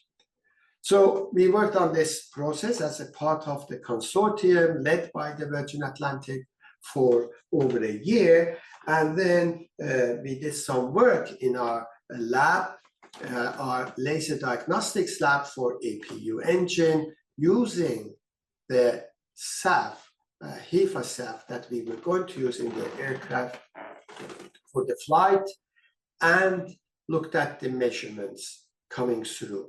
This is an APU engine, and we measured the emissions using the conventional facilities as well as laser diagnostics. And what is quite interesting, if you look at the right-hand side of the picture or left, you see the particle emissions. The top graph shows emissions that measured for the particulate. That green line measures the particulate here, if you can see my arrow, and that is the conventional jet fuel. So it's producing, and we are measuring that. Now, at one point, if you look at this bottom, where it says the SAF 100%, when you switch over to the SAF, this is what happened to the particulate. So in other words, significant reduction, up to 70% in terms of number and 40% in terms of mass was picked up in terms of the reduction.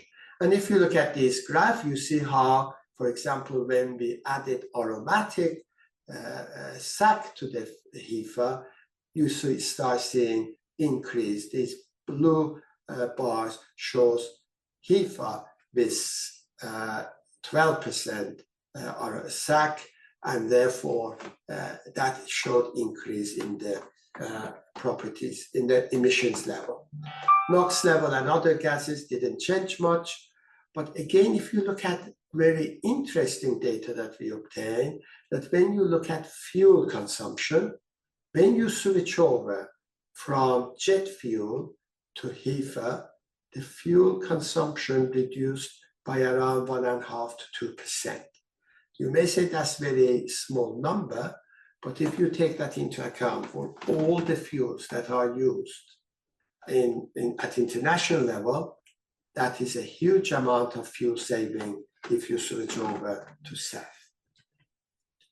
So in our center, we do carry out work in terms of producing SAF, around 200 liters a day, but we have a combination of the facilities for carbon capture, the next generation technologies like MCFC, anion capture plant, but rotating packed bed, another type of technology, or direct air capture. We produce our own green hydrogen. We also produce the flue gas from either from biomass or from gas turbine. These are the pictures of the facility available inside. And then we have a Fischer-Tropper reactor that these gases are fed into it, and therefore you end up with SAF. And there we carry out performance tests using our APU engine, aircraft engine, and if necessary, characterize the fuel for pre-screening and tier 1, tier 2 ASME type characterization. We are now working in next generation technology for SAF production that will have a major impact on the cost of SAF produced. And this is one of the projects that funded just recently by UK government. And therefore we are looking at producing SAF and at the same time capturing the CO2 from industrial processes and producing power, and if required, producing hydrogen all at the same time. And this is a technology that really proving this great potential for future. So I finish with minor comments that what are the reach priorities? What are the research priorities? If we look at it in terms of research, I would say catalyst, catalyst, catalyst. The more you make the more improved selectivity and lifetime. The catalyst that has an improved selectivity and lifetime, you increase the efficiency, you increase the performance, and therefore reduce the cost. We are seeing every day more and more advanced electrolyzers are introduced, and therefore efficiency of these electrolyzers will have a major impact on power to liquid, because hydrogen is a major challenge. Cost of hydrogen is a major challenge for power to liquid. And finally, developing a low-cost, scalable CO2 capture technology. Direct air capture at this moment is extremely expensive, and therefore, how can you improve that? Moving to the demonstration project. My apologies. If you could wrap in the next minute or so, would be sure. great. That's the end of it. Yes, scale up integrated power to liquid and establishing more power to liquid demonstration. And finally, in terms of policy, all of these research priorities, demonstration project can go ahead if the policymakers provide that certainty to the investors that SAF has a future and will be a major fuel for the future in terms of decarbonization. And that is all from me.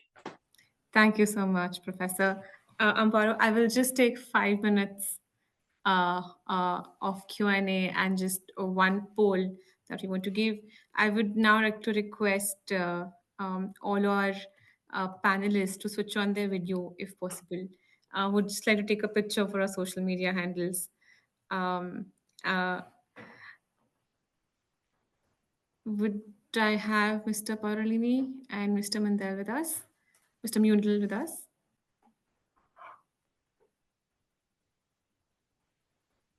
Mr. Hewell, in case you're also here, would be great to have you. Okay, regardless, I think we'll go ahead. Oh, great. That's all of us. If you could all just smile for a moment, we'll be grateful.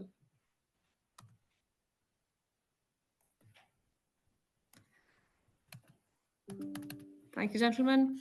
I would now like to request everyone, the panelists, the public, in case anyone has any questions, please feel free to put it in the chat, and we will ask the panelists now.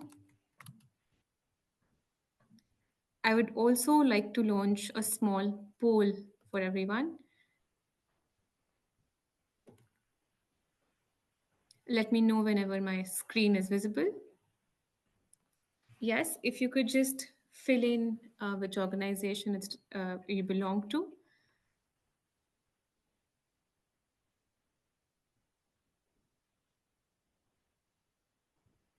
So I'll just take this for 2 minutes or so.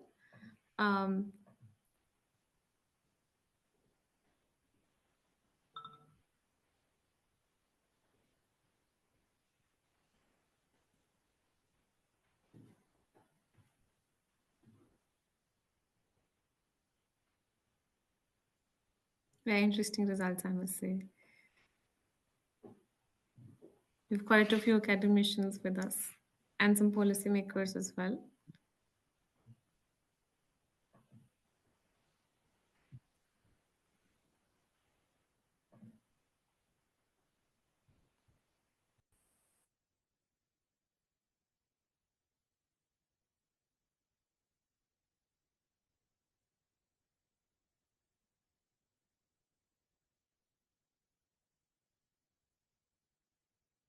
Meanwhile, I would now like to ask questions to our panelists. There's a question from Ms. Shruti Nair saying, how does ATJ pathway compete with other pathways for SAF? ATJ pathway has a higher capex, which is also accompanied by a lot of food versus fuel debate. Mr. Monterio, this is for you, I believe, if you could take that. Yeah, sure.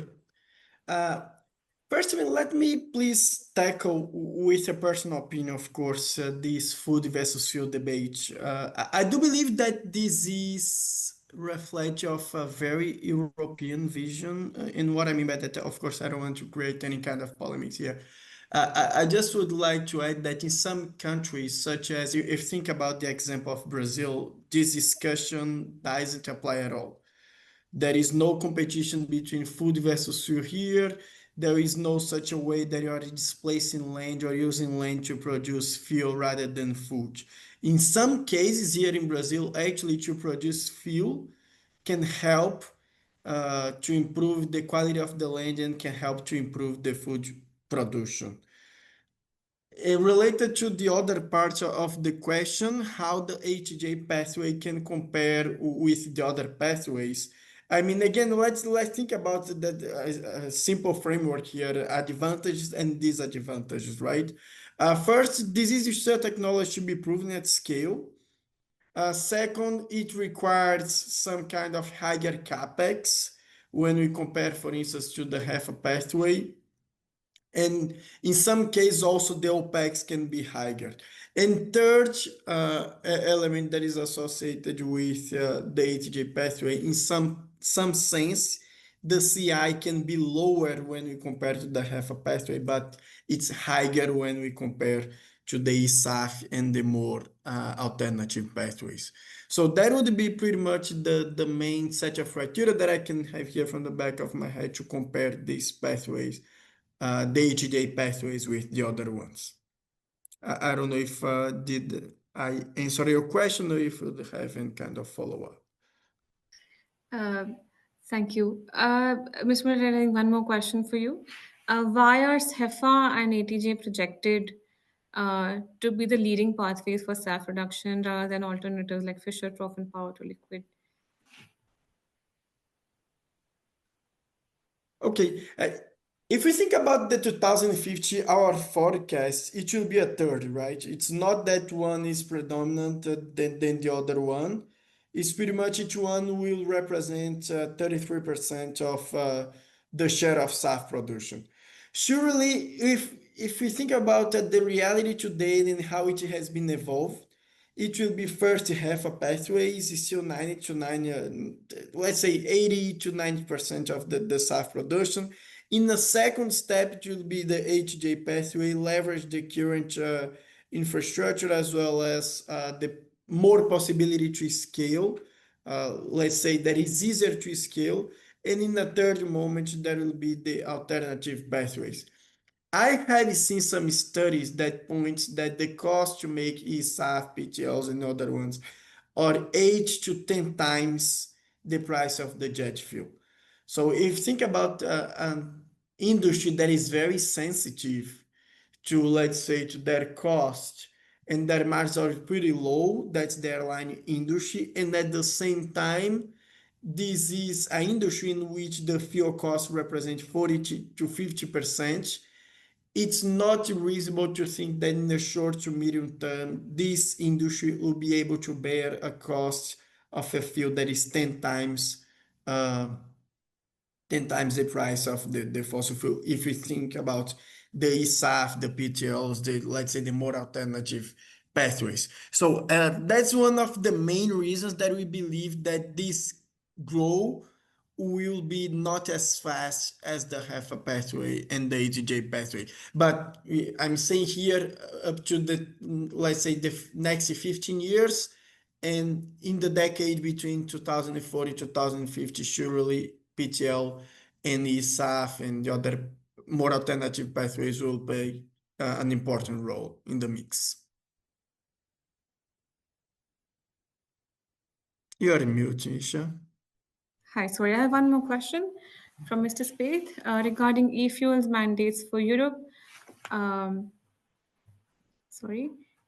Regarding the e-fuels mandates for Europe, do you foresee renewable electric growth and technology improvement sufficient to meet 2050 goals? And I would like to ask Professor Prukashanian, because of his proximity to Europe, and his view on this matter. Sure. Yes, that's the target European Union has. 35% of the total energy, total jet fuel to be used from 2050 onwards has to be power to liquid. And what you have to keep in mind that these are the target, but targets also not only based on decarbonization of the aviation sector, but we also have to keep in mind energy independence and energy security. Because if you can produce your fuel within your region, that provides you with energy security. It is a challenging target. And for example, if you try to estimate how much power you need to produce that much fuel in Europe, which will cover 35% of the total fuel used in Europe, power to liquid, you're talking about at least a few percent, 4 to 5% of all the power generated in Europe. However, by 2050, Europe has a clear strategy to move forward in terms of renewable power. They have excess renewable energy in some countries already, and therefore that option is available for them. And more importantly, the price of the power to liquid is mainly depends on the cost of hydrogen and cost of power to produce hydrogen. And you are picking up CO2 from combustion process. So if the cost of hydrogen goes down to under $2 per kilogram, this is the green hydrogen, then the power to liquid, according to the World Economic Forum data, will be the most attractive fuel available to replace jet fuels. Great. Thank you, Mr. Prukashanian. I would urge the panelists to look at the chat, because I think there are a lot of questions for Dr. Ramakumar as well. I don't think, unfortunately, we'll be able to take all the questions in person, but if you could take those on chat, we'd be grateful. I would now like to invite Amparo from the RSB to begin her presentation. Amparo, do I have you? Yes. Great. So just a quick introduction about her. She joined RSB as a Standards and Certifications Director in 2024. She's responsible for the development and strengthening of the RSB Sustainability Certification Framework, which is applicable to the biofuels industry. She spent over a decade in working in sustainability certification and standard setting, and has worked for 8 years at the Forest Stewardship Council. And the last 3 years, she's moved into the bioenergy and biomass sustainability certification sector, gaining hands-on experience in the implementation of EU Renewable Energy Directive, as well as policy processes at the EU level in the areas of bioenergy and biofuels. Amparo, the floor is yours. My apologies for the delay. No problem. Yes, feel free. Thank you for the introduction. Now going ahead, sharing my screen. Hopefully everything works smoothly. Yes, it's just coming up. Does that work? It's coming up, Amparo. Yes, I can see it now. Yes. Yeah. Okay. Yes. Well, yeah, first of all, of course, thank you for the invitation today and for giving us this fantastic platform to promote our organization and the work that we do. That I think is very interesting for the participants today, so that they get to know a bit more about the certification process when it comes to sustainability. So my name is Amparo Arellano. As it was mentioned, I'm the Standards and Certifications Director in RSB. RSB is the Roundtable on Sustainable Biomaterials. And I'll be presenting to you how sustainability certification can be utilized as a tool by the industry players and the sustainable aviation fuel as a way of building their reputation and their credibility. So topics that I'd like to cover in today's presentation. First, a brief intro about what is the RSB, who we are, then what is the RSB certification system and how we organize ourselves, in our processes. Then a quick recap on what are those services that we provide to economic operators that are trusting the RSV as a certification system. And then I will mention some of the SAF emerging markets that we see, although I think a lot of the ideas have already been mentioned before by the other presenters, so I'll try to keep that section brief, but just recapping on where we see that there's potential for growth in this industry, and then just some final key takeaways on what certification can mean for the industry as well. So first things first, who we are the RSV, the Roundtable on Sustainable Biomaterials. We are an international certification scheme that is promoting the transition to a bio-based economy. And we do this by certifying the sustainability of the biofuels industry and the wider bioeconomy. So while we are very strongly present in the sustainable biofuels industry, our mission as an organization is actually going beyond that, and we're looking into the bioeconomy as a whole. Important about us as an organization, as a certification scheme, is that we have the recognition from multiple third-party organizations, governmental and non-governmental. So we have the recognition by the European Commission for certifying compliance with the Renewable Energy Directive at the EU level, RED III. We also have the recognition from ICAO for certifying the SAF supply chains at an international level for CORSIA compliance. So we have that recognition as well that applies to the SAF industry.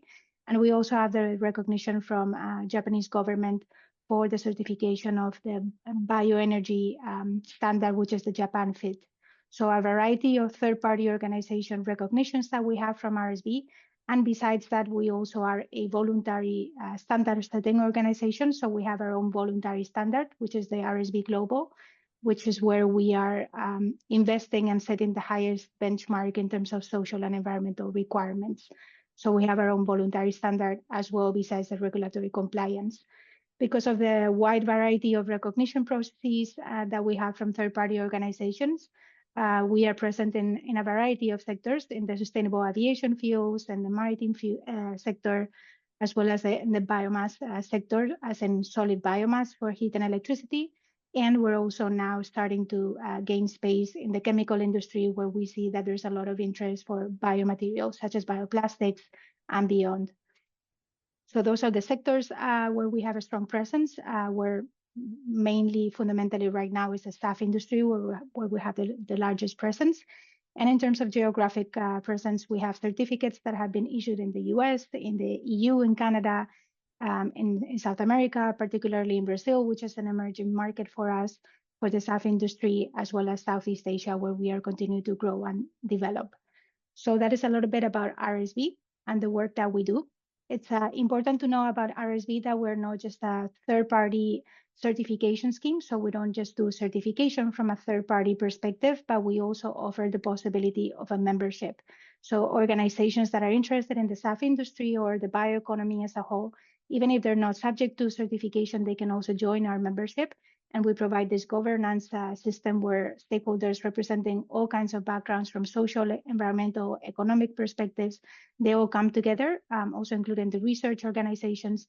They come together and they discuss about different topics that they are interested in through our different membership platforms. This is important because we have the endorsement by international organizations in the environmental sector, such as WWF, Canopy, as well as other research institutions that are bringing those elements from the social and environmental perspective as well, and that are defining our identity and our structures and priorities as an organization in the RSV. So we are very proud of being a membership-based organization and having that variety of perspectives in our system as well. Oops, sorry. And here you have all the members that are currently RSV members, or most of them. Some of them I think are still missing, since this is a slide from last year. But as you can see, a lot of different organizations present in the SAF industry that are relying and trusting the RSV. Now, what is interesting about RSV and what makes us different from other certification schemes in the biofuels industry is largely this slide here that is showing our principles and criteria. So we have 12 principles that are social and environmental principles that are the backbone of the RSV certification. These are like the highest values that we have as an organization, and where we are, everything that we do, our projects, our standards that we set, the work that we do from the certification angle, advisory services, everything is oriented towards driving a positive social and environmental impact that is aligned with these 12 principles. And I think this really links to what our colleague from IRENA was mentioning earlier, that we need to make sure that the SAF industry, while it's continuously growing and meeting those decarbonization targets, that is also not jeopardizing social and environmental aspects. So I think that is exactly the value that we bring from RSB, in making sure that the feedstocks that are being sourced are not driving deforestation, that they're maintaining soil quality, that they're not driving water scarcity, or that they're impacting or jeopardizing the local food security, all these different angles from a social and environmental perspective. So these 12 principles are really important to us as an organization, and we make sure that we embed this in everything that we do in all our activities. And here you have a map of our certificate holders right now. So those companies that are trusting RSB certification and where they're located. So you can see that we are spread out across the globe, and that we are continuously growing in emerging markets like Southeast Asia and Latin America. Now, a bit more boring piece of the presentation is exactly when companies want to get certified because they see there's a value in having third-party verification of their systems. What is that process of getting certified, and what does it look like? So the first thing before going into the actual process of the certification is knowing that as RSB, we are actually certifying a wide variety of things. I mentioned that in the first slide. So we have regulatory compliance certification. We can certify the compliance with EU RED, with EU Renewable Energy Directive, with international SAF requirements such as ICAO CORSIA. We can certify regulatory compliance in Japanese markets for the bioenergy sector as Japan Fit. But then we also have our RSB Global Standard. This is our golden standard as RSB, is where we set the highest social and environmental requirements for companies, and it's entirely voluntary. So we really have the bandwidth to set the bar higher for companies that really want to showcase that they are that they stand out in comparison to their peers, and they really are investing in sustainability and social responsibility. So here's where we're setting the highest standards, and ultimately is where we want to see the push of the growth of RSB from the RSB global side to drive those impacts that we showed in the principles and criteria. So these are the different schemes that we can certify through third-party verification. However, the pillars for sustainability certification are somewhat the same across all certification schemes. There's always a very basic and fundamental need for having management systems. So a company that wants to get certified, if they want to be successful in the process of getting certified, they will for sure need to have management systems that enable them to track the flow of the materials into their company, setting systems internally to identify risk and mitigate those risks, systems to identify or conduct also internal audits and control their internal processes, to train their staff for documental control, all these kinds of things. So everything that is a management system that I'm sure you're aware of. And in principle, we're hoping every company really has this in place, but this is a fundamental requirement from sustainability certification.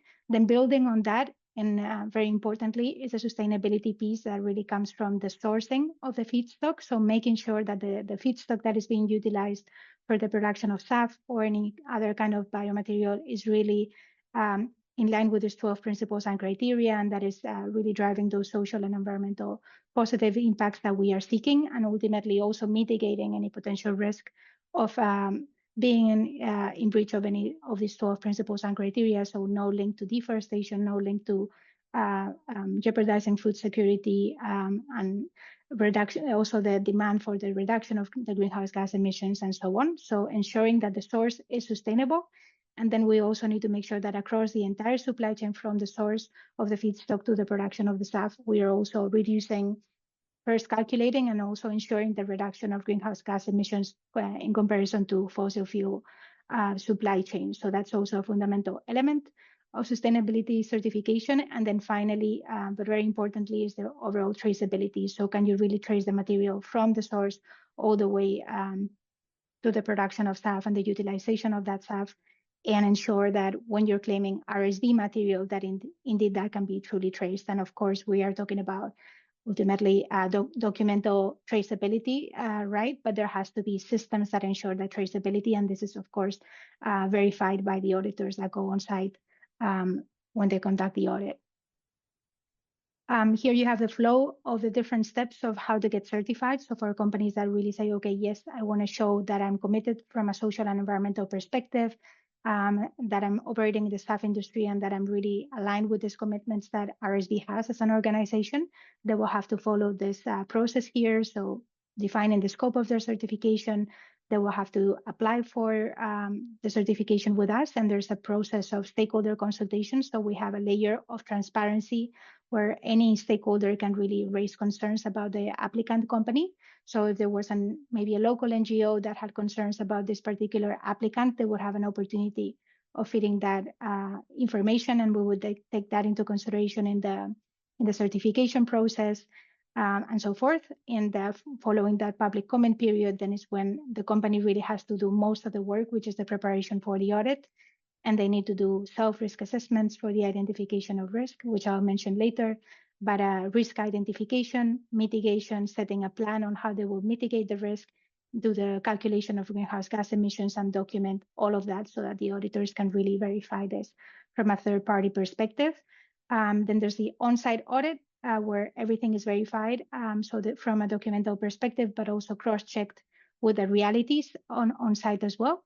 And then provided everything is okay, then the company is issued their certificate where they can showcase that they are RSB certified and then ultimately in line with our commitments from a social and environmental perspective. So this is the certification process. And then what is interesting about RSB, particularly compared to other certification schemes that are certifying the biofuels industry, is the level of demand that we have from the due diligence angle. So before any company can even access the RSB certification or initiate their auditing process, they need to do 2 layers of due diligence. So we are asking them to do this, as we call it, the self-risk assessment and the screening exercise. And these are 2 layers of due diligence that applicant companies need to do. The reason for this is because we ultimately want to make sure that any company that joins the RSB certification is aligned with our principles, and we ultimately want to mitigate any kind of risk that were not the case. So the first layer of due diligence is identifying the level of risk. So it would be either low, medium, or high. And this is going to define the audit frequency and the level of effort that goes behind the verification process. So the higher the risk, of course, the more effort so that will be dedicated from the auditors when it comes to auditing this particular operator. So that could be, the level of risk could be dependent on the context and the type of feedstock that you're operating on, the size of the company, all these kinds of things.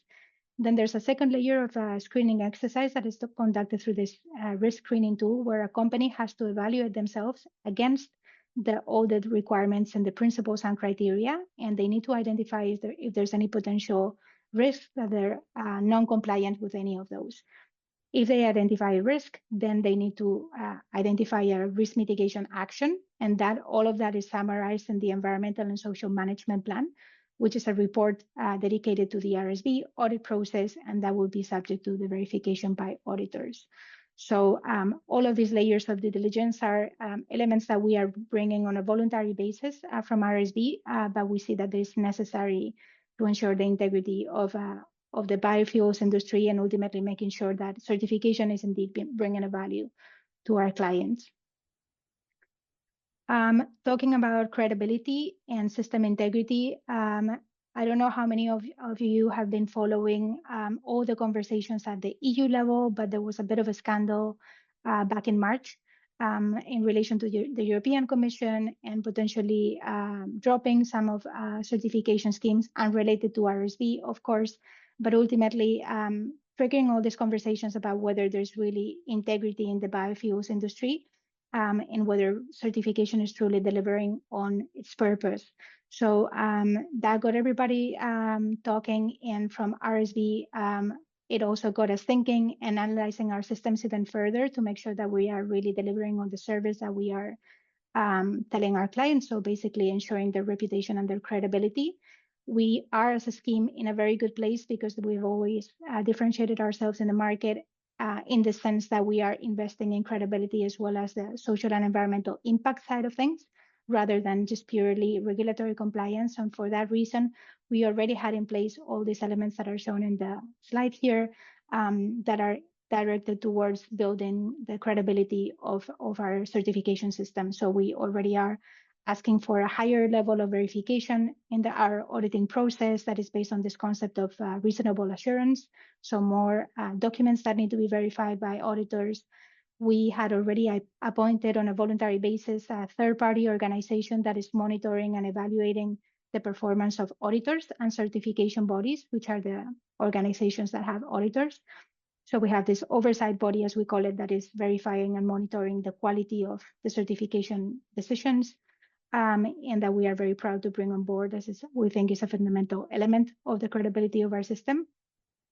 Within the RSB, we have also on a voluntary basis added more layers of public consultation, transparency, and information that is publicly available, above and beyond what's indicated in regulatory compliance. So all of that is provided in our website, and we're also proud to be under the ICO umbrella, which, if you don't know, ICO is an organization that also audits certification schemes like us and make sure that that we are in line with the overall transparency and stakeholder engagement and other requirements that are necessary for certification schemes. And we are audited annually as well against ICO code, and we are with a green light on that front. So that's of course saying something about us.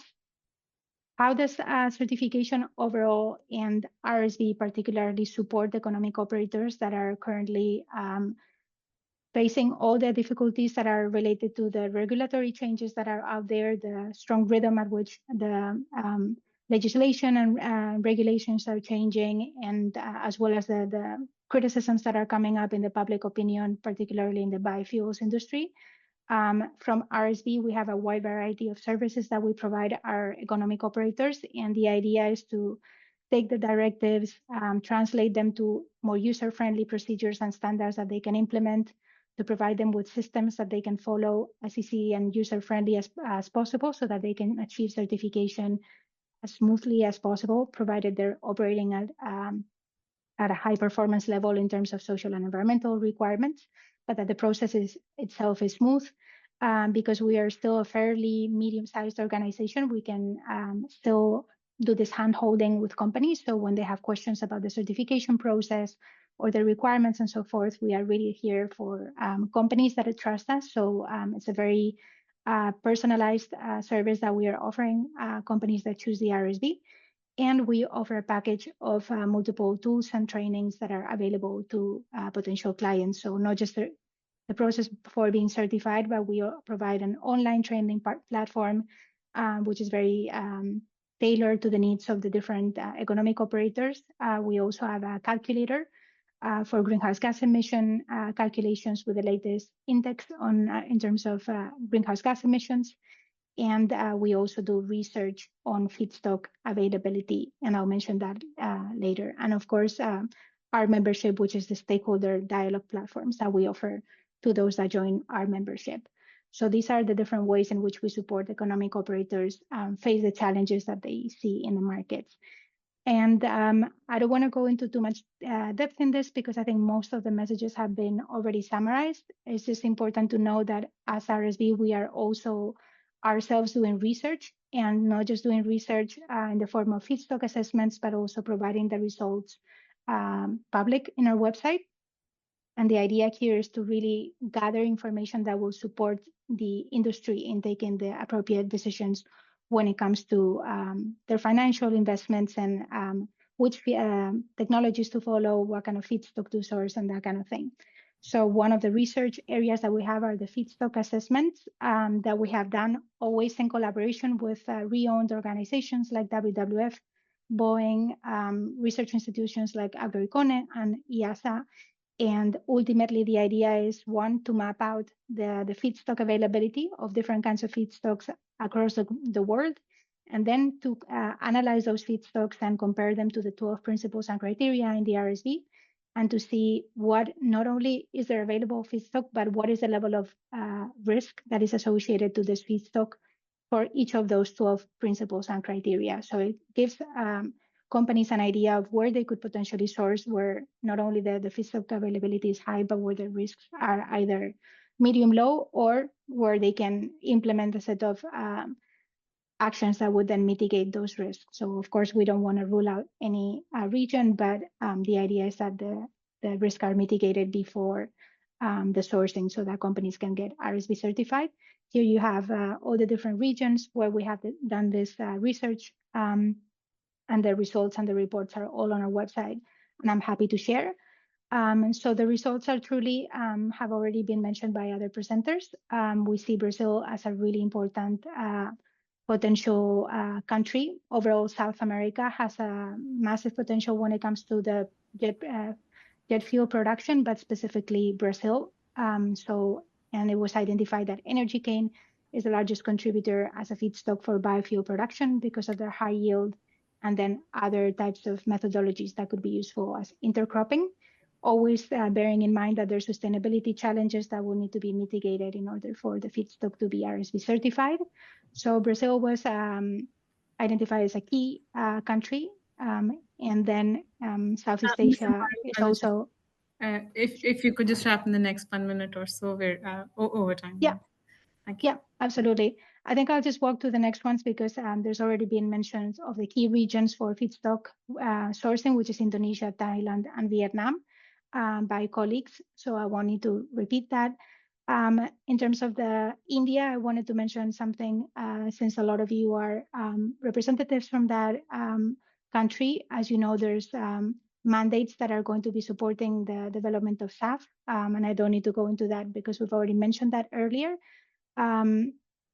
And there's also challenges, as you guys have mentioned earlier, as well in terms of scaling the industry. But overall, there's a lot of potential that can be pursued from RSV. We are very excited about the India context. We are currently implementing a project together with Boeing that we launched a couple months ago, and where our focus is the sugar mills and the sugarcane supply chains, where we want to get a bit ahead of the curve and start doing awareness raising and capacity building for Indian farmers that are involved in the sugar mill and sugarcane supply chain. So the idea is to raise awareness about SAF, about bioeconomy, and specifically RSV, so kind of prepare the market before or in parallel all these technologies are put in place, so that when things are, from a technological perspective, ready to go, we also have build the capacity and the training. So we are already implementing this and pretty excited about that. And just to close, why should companies get certified? It meets the consumer demands. It demonstrates the reputation of companies because it comes from a third-party verification perspective and is overall driving innovation in the biofuels industry, we believe. So that's it from my side. And thank you, everybody, for your time. And there you have my email if you're interested. Thank you, Amparo. That was really, really insightful. I understand there's a lot of work that your organization has done. I would now like to invite Dr. Andreas Mundl, who's actually done many hats. He's been a part of various strategic roles in consulting and logistics industry for 20 years. After studying physics, he initially worked for McKinsey and then moved to Deutsche Post DHL in 2004 as head of strategy of DHL Express Europe. He's now SVP of Group Strategy and responsible for strategic projects in production. This includes the Clean OPS team, the lead of the Sustainable Fuel Project, the Center of Excellence, automation of operations, the Group OHS team, and corporate patent management. He also coordinates the agenda of the operations board, which includes the divisional board members for operations in addition to the CEO. Dr. Mundl, I will now hand over the floor to you. My many thanks for your patience since joining in. You've been very patient with us. So thank you. The floor is yours now. Yeah, thank you. I hope you can hear me and you can see my screen. Yes, both are. Good. Yeah, thank you for the invitation and sharing a little bit the perspective of a user of SAF, or I heard it in one of the former presentations of the industry. So we are DHL, and let me give first a short introduction into DHL. What are we doing? Why is SAF so important to us? And then a little bit on our journey while using SAF, and with a particularly a view on the trust that is needed in these processes. And there it comes all to the certificates that we just heard about. So when it comes to DHL Group, we are the world's largest logistics group with 600,000 employees and literally operating in any country of the world. But I want to focus on the green box on the right-hand side. We have set ourselves a very ambitious CO2 reduction target. We today have 34 million tons of emissions, and there were some questions, scope 1, scope 3. This is including scope 3, which for us is only subcontractors. We are in the lucky position of a service industry. We don't have any scope 3 downstream. We only have upstream scope 3. So we fully tackle scope 1 and scope 3 in our reduction, and we set ourselves a science-based target to reduce to 29 million tons by 2030.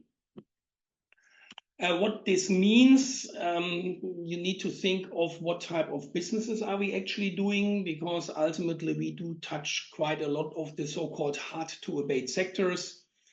On the left-hand side, you can see that we do the international express business, so shipments that are shipped around the globe with 1 day delivery time.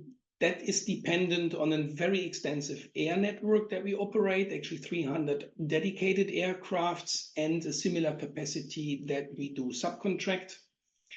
Then we have the global forwarding and freight industry. This is air, road, and ocean freight, packaged goods, all outsourced in terms of business. But again, a huge part here is again the aviation emissions.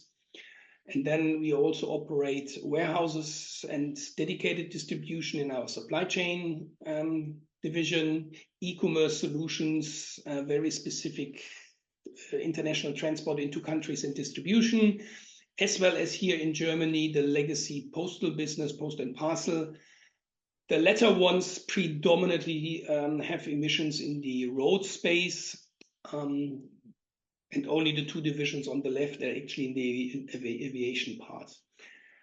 But as I said, 32 million tons as of today. 2/3 is actually aviation, because that is the most intense sector that we do operate.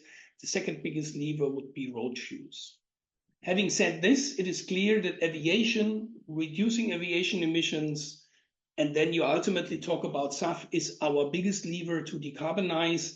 It is actually addressing 2/3 of our footprint. Very short recap, how important is decarbonization to us? We just launched less than a year ago our new strategy. And one very important framework in our strategy is called bottom lines. So what are the key considerations when we make business decisions?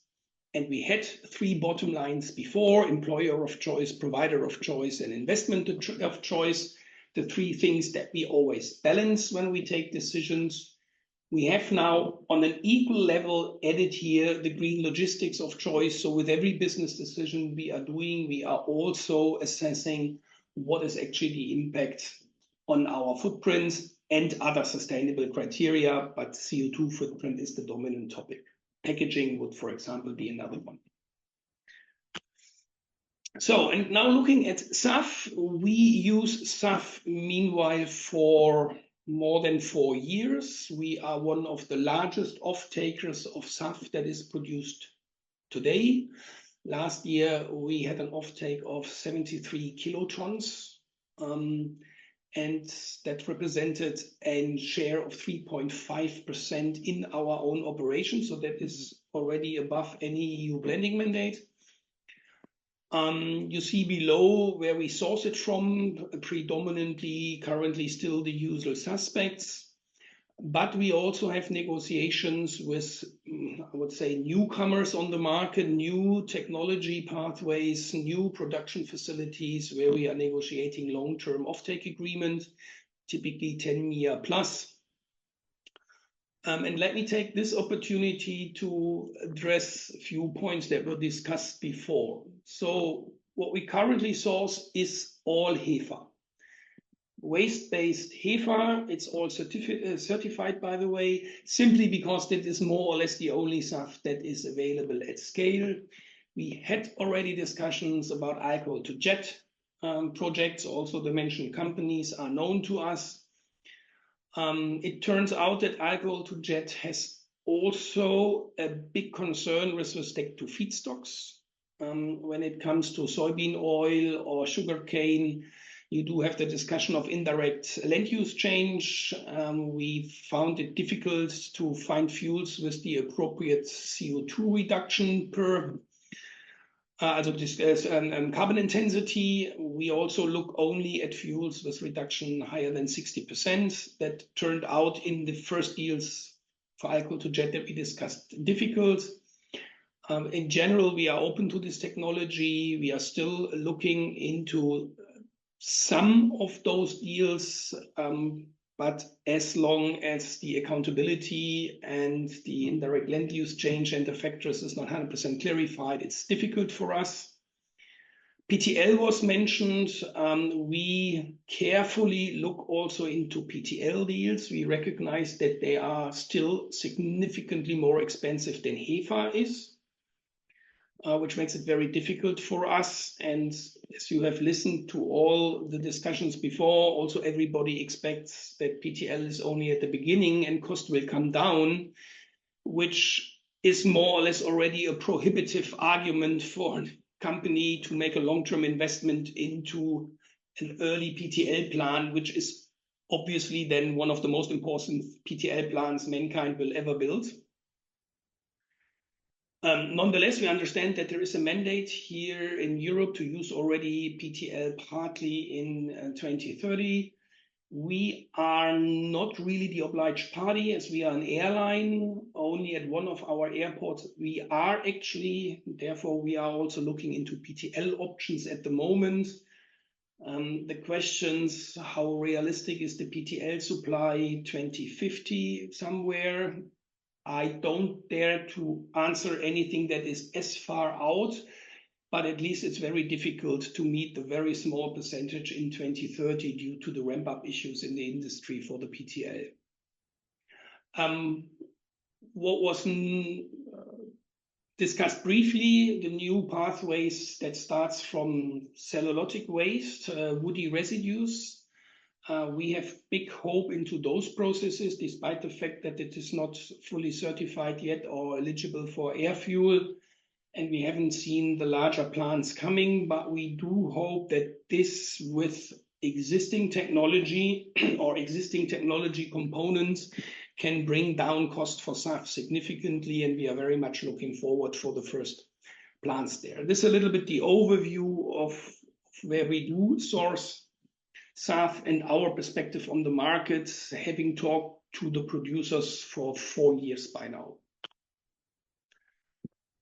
So here you see a little bit where we are actually fueling SAF, because we try to distribute the SAF equal to our demands. 14 airports we meanwhile cover. You see, we also indicated where we got incentives for the fuel. The majority of the airports is covered by incentive, because indeed incentives are a very important part. It was mentioned before, HEFA roughly 3 times as expensive as Jet A. We typically expect that half of that gap can be covered by incentives, so that price was before incentives. So ideally, you can cover half of the gap by incentives.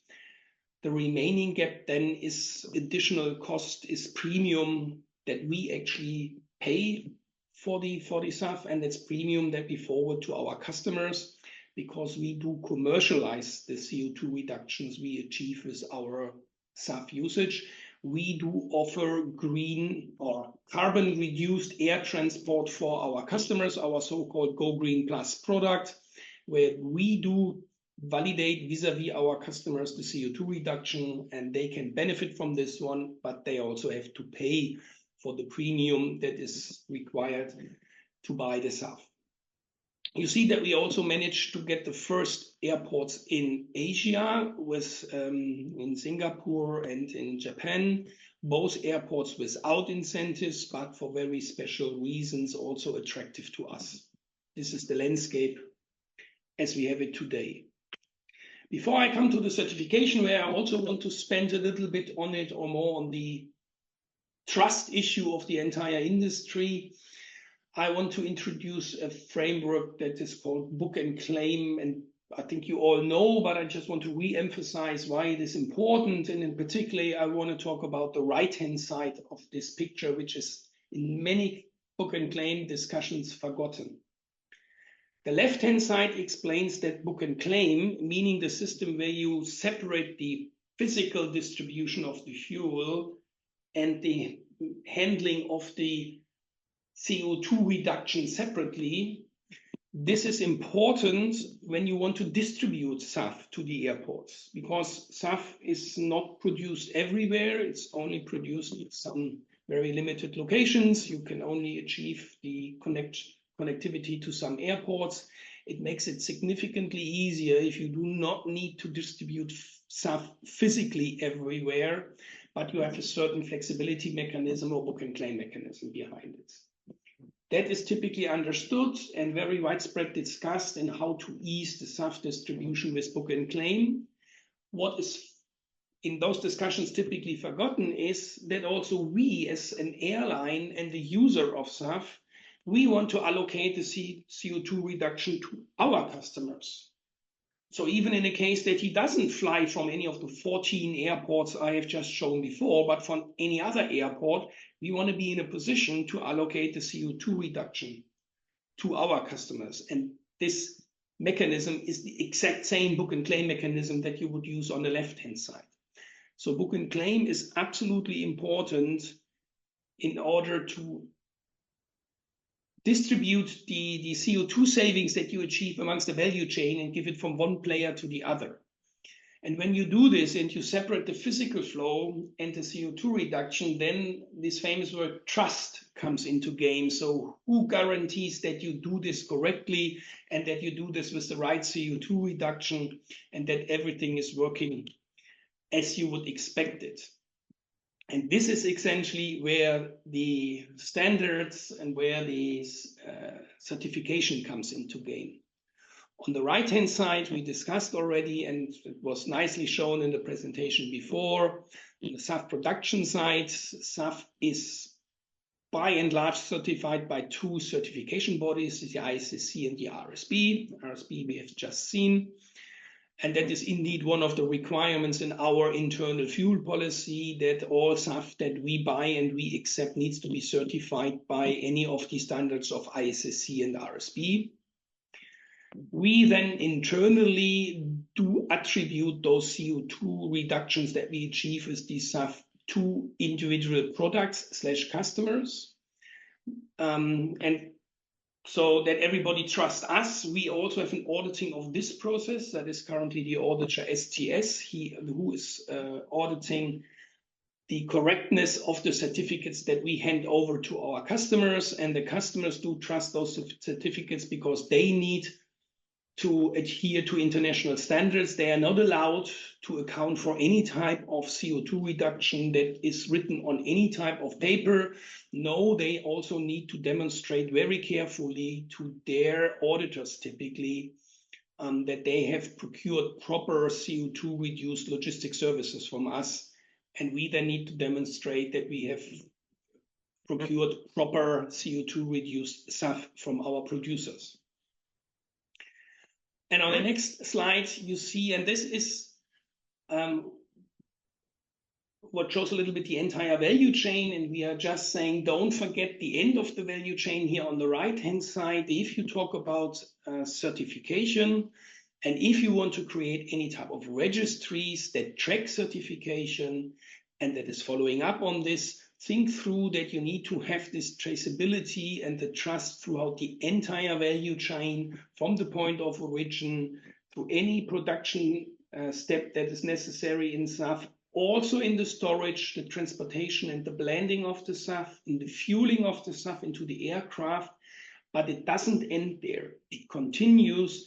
We also need to think through on how do we properly demonstrate to our customers actually the CO2 reduction that was behind it. So from our perspective, the entire value chain and the certification process and appropriate registries should cover the entire chain that you see above. And this is what we are working on. We are testing this. RSB, I think was also mentioned, has a registry. We are working with them. ISSC uses registries. There are other registries out there where we try to find the right ingredients and the right players that help us to demonstrate the trust into the CO2 emissions of the SAF to our customers, because that is absolutely vital in order to commercialize the CO2 reduction and absolutely vital for us to collect money to pay the premium of sustainable aviation fuels. And maybe to conclude at the very end, so what is important now from a commercial use of SAF? We had heard many technical details of the processes. The left-hand side, a proper supply chain due diligence, and before we have heard already, that is absolutely vital that it comes here. A constructive dialogue with all players on what are actually the criteria that lay behind the certification process. I don't know who has seen this in one of the RSB slides. Actually, RSB certifies against various standards for SAF, which is for us as a global airline a very annoying observation that actually many players in the industry define SAF differently or certified SAF differently, which makes it very difficult for us to operate globally.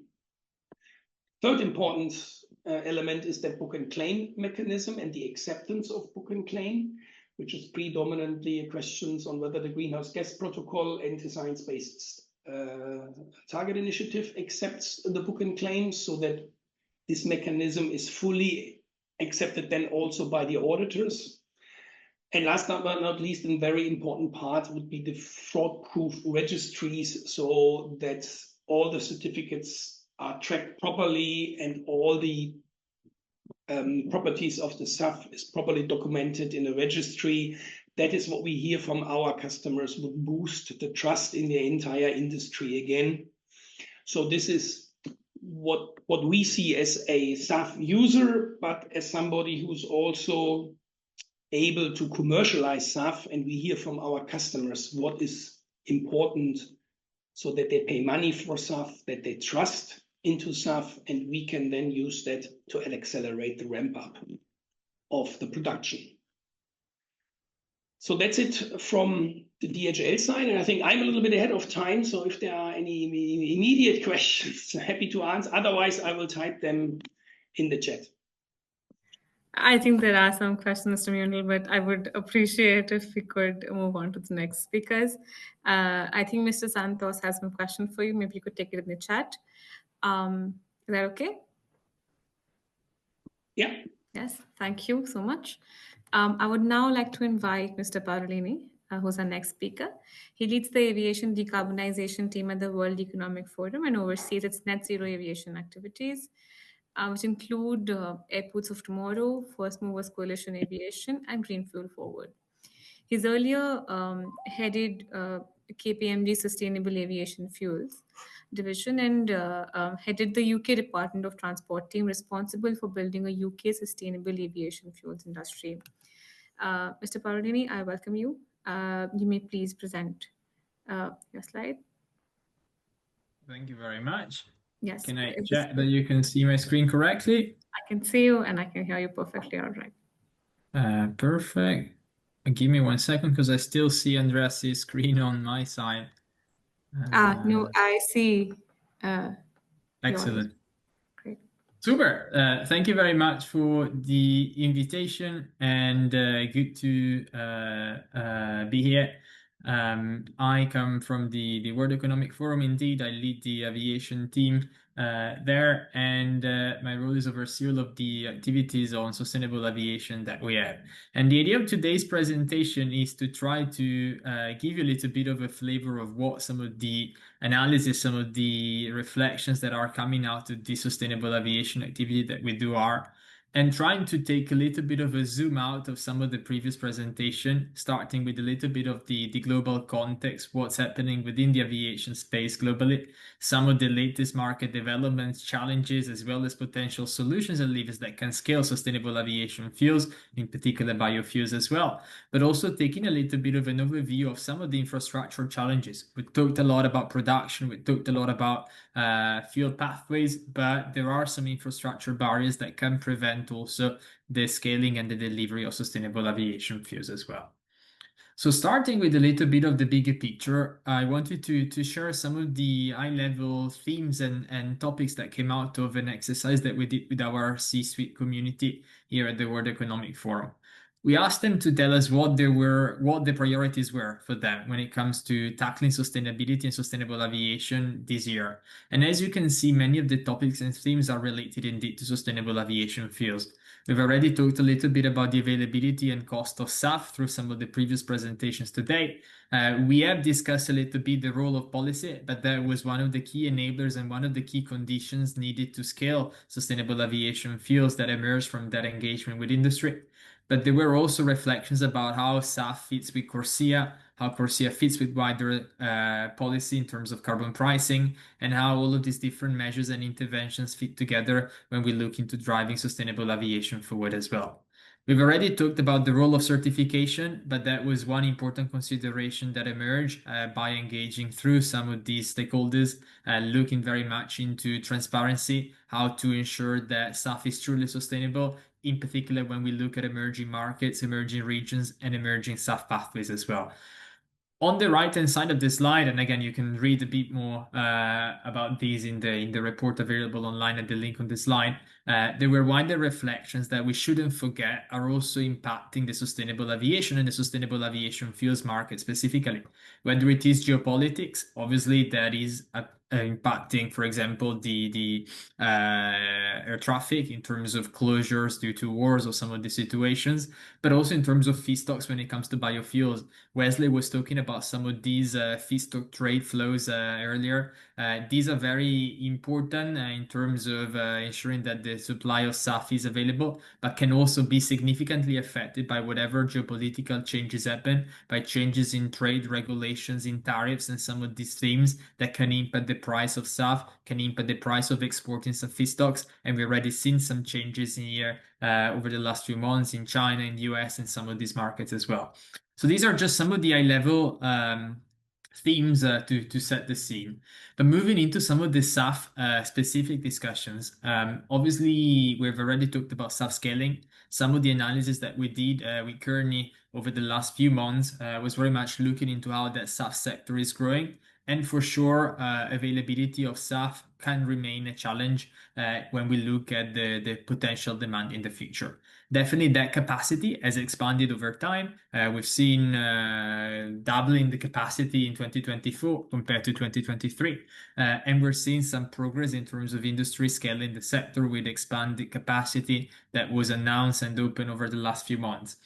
Obviously, when we look at the core mandates, let's say what's already been established in legislation, there is perhaps some degree of reassurance that those can be met.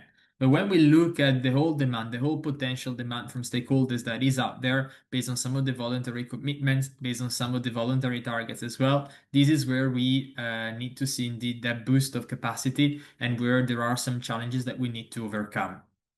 We've already talked about a little bit some of the technologies that are going to fill the capacity, the predominant reliance on HEFA, which is currently the cheapest pathway, but also the improvements in alcohol to jet that we've seen over the last few months and in the last year, as well as the potential to scale gasification and Fischer-Tropsch, as well as power to liquid, even though there are still some challenges associated with gasification, mostly in terms of the quality of the waste, which is the input into the process, but also some challenges with the cost of electricity for power to liquid, as well as more widely the availability of electricity, carbon, and all of the different components. So this is again a summary of some of the analysis that we did, trying to leverage some of the latest data points for some of these technologies, and trying to again capture directly from project developers what some of the capex investments associated with scaling SAF could look like. I wanted to come back to one point about capacity, because I mentioned indeed that there is a risk that that capacity will not be sufficient to meet the demand. But obviously that is reliant on how strong that demand signal is. We have seen the mandates indeed that are going to firm up a little bit that demand. We're seeing ambitious commitments from airlines, from different carriers, as well as from some of the Scope 3 buyers, which are looking into purchasing SAF credits. Obviously, if that demand isn't particularly strong, or if some of these organizations don't necessarily follow up to some of these voluntary commitments, that demand signal is going to be weakened, and that can affect indeed the scalability of SAF. Strong offtakes are needed, long-term offtakes are needed with some type of price structures like take or pay, or some of these specific instruments that can indeed scale the SAF sector, and the demand is really needed to drive the supply. Perhaps there is a lot of conversation about the demand and supply chicken and egg, and obviously the role that policy can play in trying to break in that chicken and egg. We've seen over the last few months some positive policy developments across regions, including in the US, which is where this slide is focusing on. Obviously, there have been lots of conversations about the IRA in the past and what the new Trump administration is going to introduce. We've seen some of the latest One Big Beautiful Act developments over there as well. There is continuous support for the biofuels industry, even though there are some changes within the sustainable aviation fuels credit specifically that can be affecting the scalability of the sector.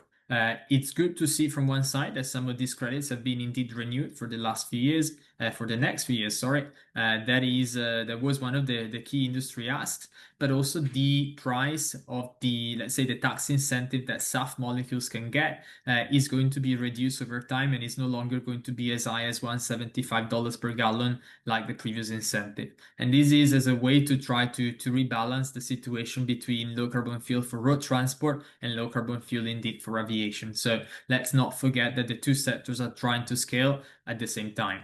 There is a big focus on ethanol and feedstocks that are, let's say, alcohol to jet related in the US. And many of these measures are indeed related to agricultural products, but also restrictions of the support to feedstocks coming specifically from North America, US, Mexico, and Canada, as well as some new provisions that are going to exclude the life cycle impact of indirect land use change into the calculations of the incentives. So again, there have been a series of developments which are going to impact significantly the US market, and not just within the SAF space. Obviously, again, when we look into low carbon fuels, we need to think about what is happening beyond aviation, and all of these policy and incentives for markets like green hydrogen or some of these technologies will also have an impact on the scalability of power to liquid from one side, as well as biofuels from the other side. There are also more recent developments in the US that we've seen, in particular with the renewable fuel standards and different ways in which renewable numbers are going to be, identification numbers are going to be calculated going forward. So again, there are lots of policy developments there that can impact the development of biofuels and the low carbon fuel sector, and can try to support industry, but also can then affect the flows of these feedstocks throughout the globe and the flow of products as well. The US market is not the only one we are monitoring. Lots of developments in Asia Pacific. We've already talked about some of the feedstocks. We've already talked about some of the potential in terms of scalability of these production pathways there. These slides recaps a little bit the policy which is developing in the region as a way to really try to scale the SAF market. Starting from some small percentages with some mandates, with some levies that have been introduced or are going to be introduced where policy is still being designed, with an aim to really try to kickstart the market and leverage that industry potential as well. And this Asia Pacific conversation is really important because we're seeing lots of momentum for SAF there, both from indeed the regulatory development, from a supply development, but also from a demand development, which perhaps wasn't necessarily strong over the last few years. And indeed, now with a series of commitments, demand is also becoming particularly strong for SAF in the region. We're very keen to capitalize on these, and that's why we launched a new program in Asia Pacific, looking very much into the voluntary demand, complementing the regulatory demand, trying to work with organizations, airlines, and Scope 3 buyers that can indeed scale book and claim as a mechanism to advance sustainable aviation fuels, and then can indeed help scaling the SAF market locally. The idea of this new program is indeed to try to increase awareness of SAF certificates as a mechanism for companies to decarbonize and as a way to really try to unlock some of the SAF markets. So over the next few months, we will conduct a series of workshops, a series of events, really trying to dive deeper into some of the practicalities of SAF certificates and book and claim. What are the current book and claim mechanisms?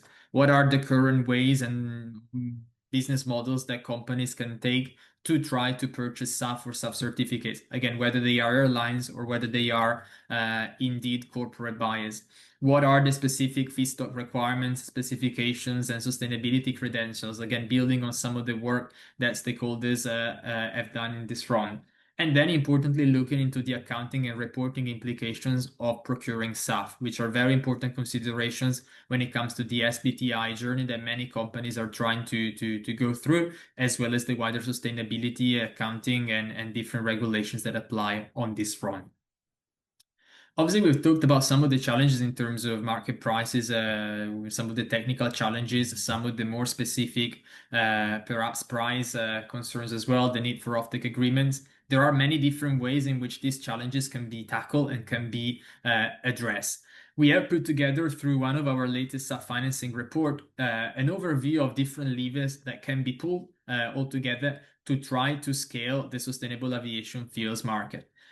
We have talked about some of the grants in terms of government support, as well as multilateral development banks that can really initiate the different projects. We have already explored in a bit more detail the importance of book and claim that Andreas was talking about just now. I mentioned the long-term offtake agreements as a way to really try to firm up that demand and try to create some price stability within the businesses that can indeed facilitate the flow of private capital and can reduce the cost of capital. But there are also different ways in which that capital can be raised, whether it is through private equity, whether it is through infrastructure and strategic investors, through some form of tolling model system that can reduce the fluctuation of feedstock prices, as well as through different interventions like green bonds or other financial mechanisms. So we try to map a little bit where these could apply in terms of levers, in terms of mechanisms to scale SAF. There is no silver bullet. Probably a combination of all of this together is really essential to scale the sector, but also the strategic application of these levers at different stages of the life cycle production of the SAF and the construction of the facility, as well as different potential applicabilities depending on the technology. Some of them are a bit less relevant for EFA-based products, which are already commercial, perhaps. Some of these are a bit more relevant for more advanced SAF production pathways, whether it is indeed alcohol to jet gasification or even power to liquid on that front. This section is a bit more on the infrastructure challenges. So far I've talked about the production side of things. One point that I'd be keen to get across is that production is not the only challenge. So even though SAF can be produced either now or in the future, once those molecules are going to be available, they still need to be delivered to ultimately an aircraft that will use them. And what we're seeing is a few blockers, a few obstacles that companies are facing as they try to move that fuel from the production point to the use point. There are some blending pipeline infrastructure challenges that we have been trying to map with our Airports of Tomorrow community. We've been working with them, and this process is still ongoing to try to really capture where these challenges exist and what could be done to overcome them. But just to mention some of the high-level thoughts that came out of this exercise, there are for sure some segregation requirements and fuel specification requirements when it comes to blending. These may require access to multiple tanks to do and perform that blending. Each tank will need to have a specific type of SAF. You cannot blend necessarily alcohol to jet with power to liquid. You will always need to blend that SAF with the jet fuel first. and do all of the different type of certifications and quality controls over there. There is one important aspect in terms of pipeline access and access to blending infrastructure, which could be perhaps in the hands of some incumbent players in certain markets, and that could prevent the access to either blending or to delivery infrastructure to smaller developers that may have not necessarily had that capability or that access in the past. There are challenges in terms of storage when you look into some of the tankage, finding tankage which is dedicated to SAF specifically. Even when it is dedicated to SAF, it is dedicated predominantly to EFA. And as I mentioned, you cannot put in alcohol to jet or some of these other products. And the size of these tanks don't reflect necessarily the outputs of these SAF production facilities, which tend to be smaller compared to conventional jet fuel. So this is, again, just an overview throughout that value chain of the airport of some of the challenges that could be faced by stakeholders. And we have an equivalent overview of some of the challenges within the airport environment, where we also expect some degree of infrastructure access control that could prevent indeed the feasibility to supply SAF to a particular airport.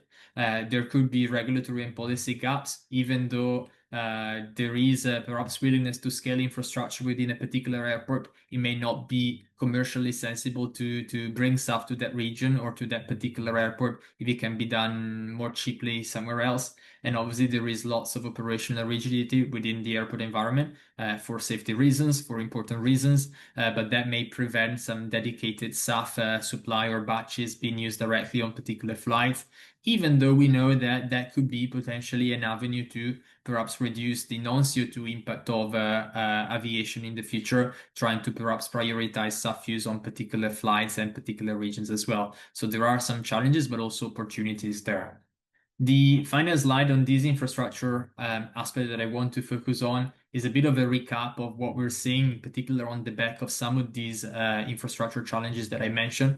That is generating a variety of business models, different ways in which producers have been approaching the selling and the marketing of the product. Some of these are selling directly to the airline. Some of these are selling to an energy company. Some of them are selling to the airline, but they need to rely on these third-party blenders or storage providers to get that fuel to where they need. And thus they may need to factor in the pricing on that into their offtake agreements with the airlines. But there are indeed some emerging business models which are coming up, which are very important. Obviously, we discussed already book and claim, bringing in Scope 3 buyers into the ecosystem. There are some interesting thoughts that have been raised by some members of our community about potentially involving airports in this as well, even though we know that technically not many airports actually handle the fuel directly. They rely on fuel consortia, they rely on airlines, they rely on big oil and gas players for these. So there were questions on whether this could actually scale. And there are also opportunities to perhaps bring in government into this when we're looking into intermediaries or market-based players that could stabilize again the price of the SAF, take on some of the risk, and ultimately market these to the final end users. So different avenues in which these potential business models can evolve. And again, some work in progress on our side to try to capture the opportunities as well as the risk of these overall. The final slide I've got, trying to keep it to time, is just an overview of some of our upcoming activities. We will be having conversations, as I mentioned, on book and claim, trying to perform that mapping exercise of the different mechanisms, different avenues in which book and claim can be scaled. We are trying to take forward some conversations about allocation of resources across all of the low carbon fuel space.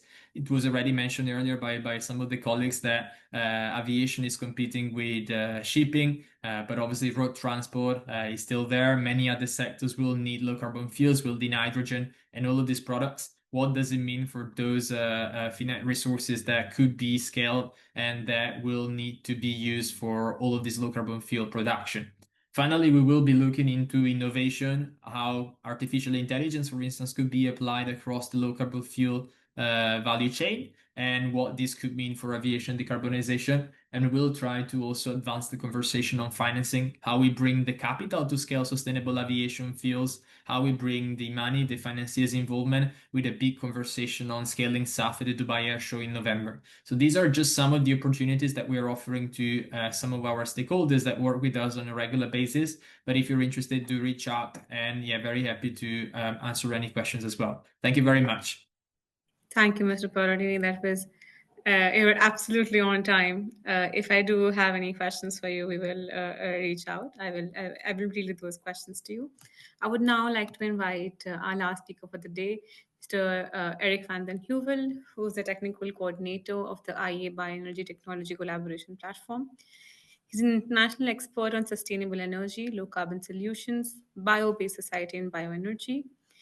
Um, he acts as a part-time director of the Knowledge and Innovation Netherlands platform, Renewable Fuels as well. Mr. Yuval, thank you for your patience again. And I would now like to hand over the floor to you to proceed. Thank you very much. I will see that I can share my screen. Yes. And I think you will see it now, right? Yes, it's visible. I can hear you as well. Okay, very good. Well, thank you. Yeah, as you said, I will detail a bit on the aviation and SAF activities within our IEA Bioenergy Network. Just briefly, IEA Bioenergy Network is an international collaboration program under the auspices of the International Energy Agency, but it's an independent network of 24 member countries. Now, 23 member countries and the European Union, European Commission, collaborating on all aspects from bioenergy, focusing on collaboration and information exchange, mainly from the research perspective, going through the total value chain. It covers, I think, all continents. So it's very international, and that helps actually to exchange the knowledge that is generated in the various tasks. We work on tasks, and I can show you its working groups where the countries participate in. Here you see the distribution of where the members are located. A high concentration in the member countries of the European Union, but indeed Canada, US, Brazil, and the Americas. And in the Asia and the Pacific, it's Japan, Korea, China, India, Australia, New Zealand. From Africa, only South Africa is member, but in total, it is really a very international setting. The tasks are distributed on topics, either from the resource feedstock base, via conversion routes that are several, going to the various markets where they are then deploying the bioenergy, and we have a look on system perspectives. We work in 3-year programs, and indeed, I as technical coordinator check also how the various tasks, and task 39 is a special one that works on transport biofuels, how they actually can exchange the information and bring that information to the policymakers and also to the industry to make sure that they base their decisions on well-founded and evidence-based information. Task 39, as I said, is one of the biggest tasks where most of the countries also participate in. And it actually has, let's say, for the next this year and the next 2 years, a very strong focus on implementing an agenda, including emerging markets. And we discussed about them today already. We keep and maintain an advanced biofuels demonstration database. You can find it in this location. The slides will be shared. Here you have just a screenshot from that overview, gives a very good idea, not only on SAF, but all kinds of biofuels and biorefinery activities. It's worthwhile to have a visit to. We're going to look at especially renewable fuels for the heavy-duty diesel market and for the jet sectors.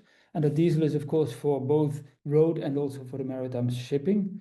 And we look at how we actually interact with power-to-liquid, so e-fuels, and where synergies can be found. A particular focus is also on how can the biofuel production technologies actually integrate with what we call bioenergy capture, carbon capture, utilization, and storage, so that we actually have negative emissions and extract CO2 from our atmosphere, and then by that way help to achieve a net zero or climate neutral future. To give you an overview of which countries are actually active on the specific heavy-duty and jet fuel sectors, these are some names. You can also see our colleague Marco Boffi, who was originally planning to give the presentation here, but we have a very international setting of experts involved in it, and I invite you to actually contact them if you want any questions. In the end, I will share my email address, so you can also contact me, and I will guide you to these people. Then we look indeed in a biofuels implementation agenda on all kinds of topics, and it can be very specific policies, the special research efforts and strategies, market deployment, how do all these options contribute to greenhouse gas emissions or to the reduction of that, and what is upcoming in policies and in certification schemes. Now, a little bit on the market and policy context for SAF in the European Union. We know, of course, Europe has all these climate actions, is about repowering and becoming also energy resilient, tackling clean industry. The net zero industry act is an important one, but there's a whole package, and sometimes it's quite difficult to actually get lost a bit in this. So here we give you an overview of what actually are policies that are specifically on transport. On national implementation, we see Renewable Energy Directive, Energy Taxation Directive, effort sharing regulations, and the sectors that these all relate to. But then we have these international territory items, FuelEU Maritime, the ReFuelEU Aviation, and that's where SAF comes in, of course. But I want to show you how all of this is integrated with each other and how we can make sure that we are not going to find silo solutions which might be suboptimal. And then, of course, within that, we have this European market mechanism, the emission trading system that also covers the international aviation sector. I think we will share the screen, the slides afterwards, so I'll go not in all these details of numbers. I just want to continue with the next. It is important to understand how SAF and aviation sector relates to, let's say, the total energy consumption in Europe. So what you see here is actually the block on the vertical axis. You see what is actually the share of each of the sectors in the total energy consumption. And you can see that transport, and this is only national territory. So it excludes international aviation and it excludes international maritime. Transport is the biggest sector, followed by the households in energy consumption and industry. And the colors indicate what is actually the type of energy being used in that sector. And there you see that in many sectors, electricity, which is represented by this red color, has already a very high share in the total system. In transport, however, it's oil and petroleum products that are dominant. There's a bit of renewable fuels in it, and that's mainly biofuels, of course. And the electricity that you see here in this part is only actually the electricity used in the rail sector, not even in the road sector. So electrification is still going slow in that sector. But for you, it's important to understand that when we take a look at how much fuel is used in the aviation sector in Europe, including international flights, and also the maritime sectors, then we see that these are moderate, small volumes. It's important to understand that when we talk about the mandates of 2% now for aviation sector, 6% by 2030. Because in the transport sector as a whole, it has a very small share yet. Now, here I took in a different way of showing the transport sector. So the road sector on the one hand side, including rail, the shipping sector of its bunkered fuel, and the aviation sector. So here you see the total volumes of these sectors. Well, the Renewable Energy Directive demands by 2030 that about, let's say, 29% of renewable energy is being used. Much of that is double counted, but for the total sector in Europe, that means around 65 million tons of oil equivalent. And at the same time, in 2030, you see that there is a 6% greenhouse gas reduction target for the maritime sector and a 6% share of SAF being used in the transport sector. But these two are small portions in that total volume. And so the squares, the rectangles actually also represent the total volume. So you see these are small components in that 2030 target. And of course, we talked about it before, these 6% shares of SAF do have their challenges, but you have to see them that they also count for parts in the Renewable Energy Directive.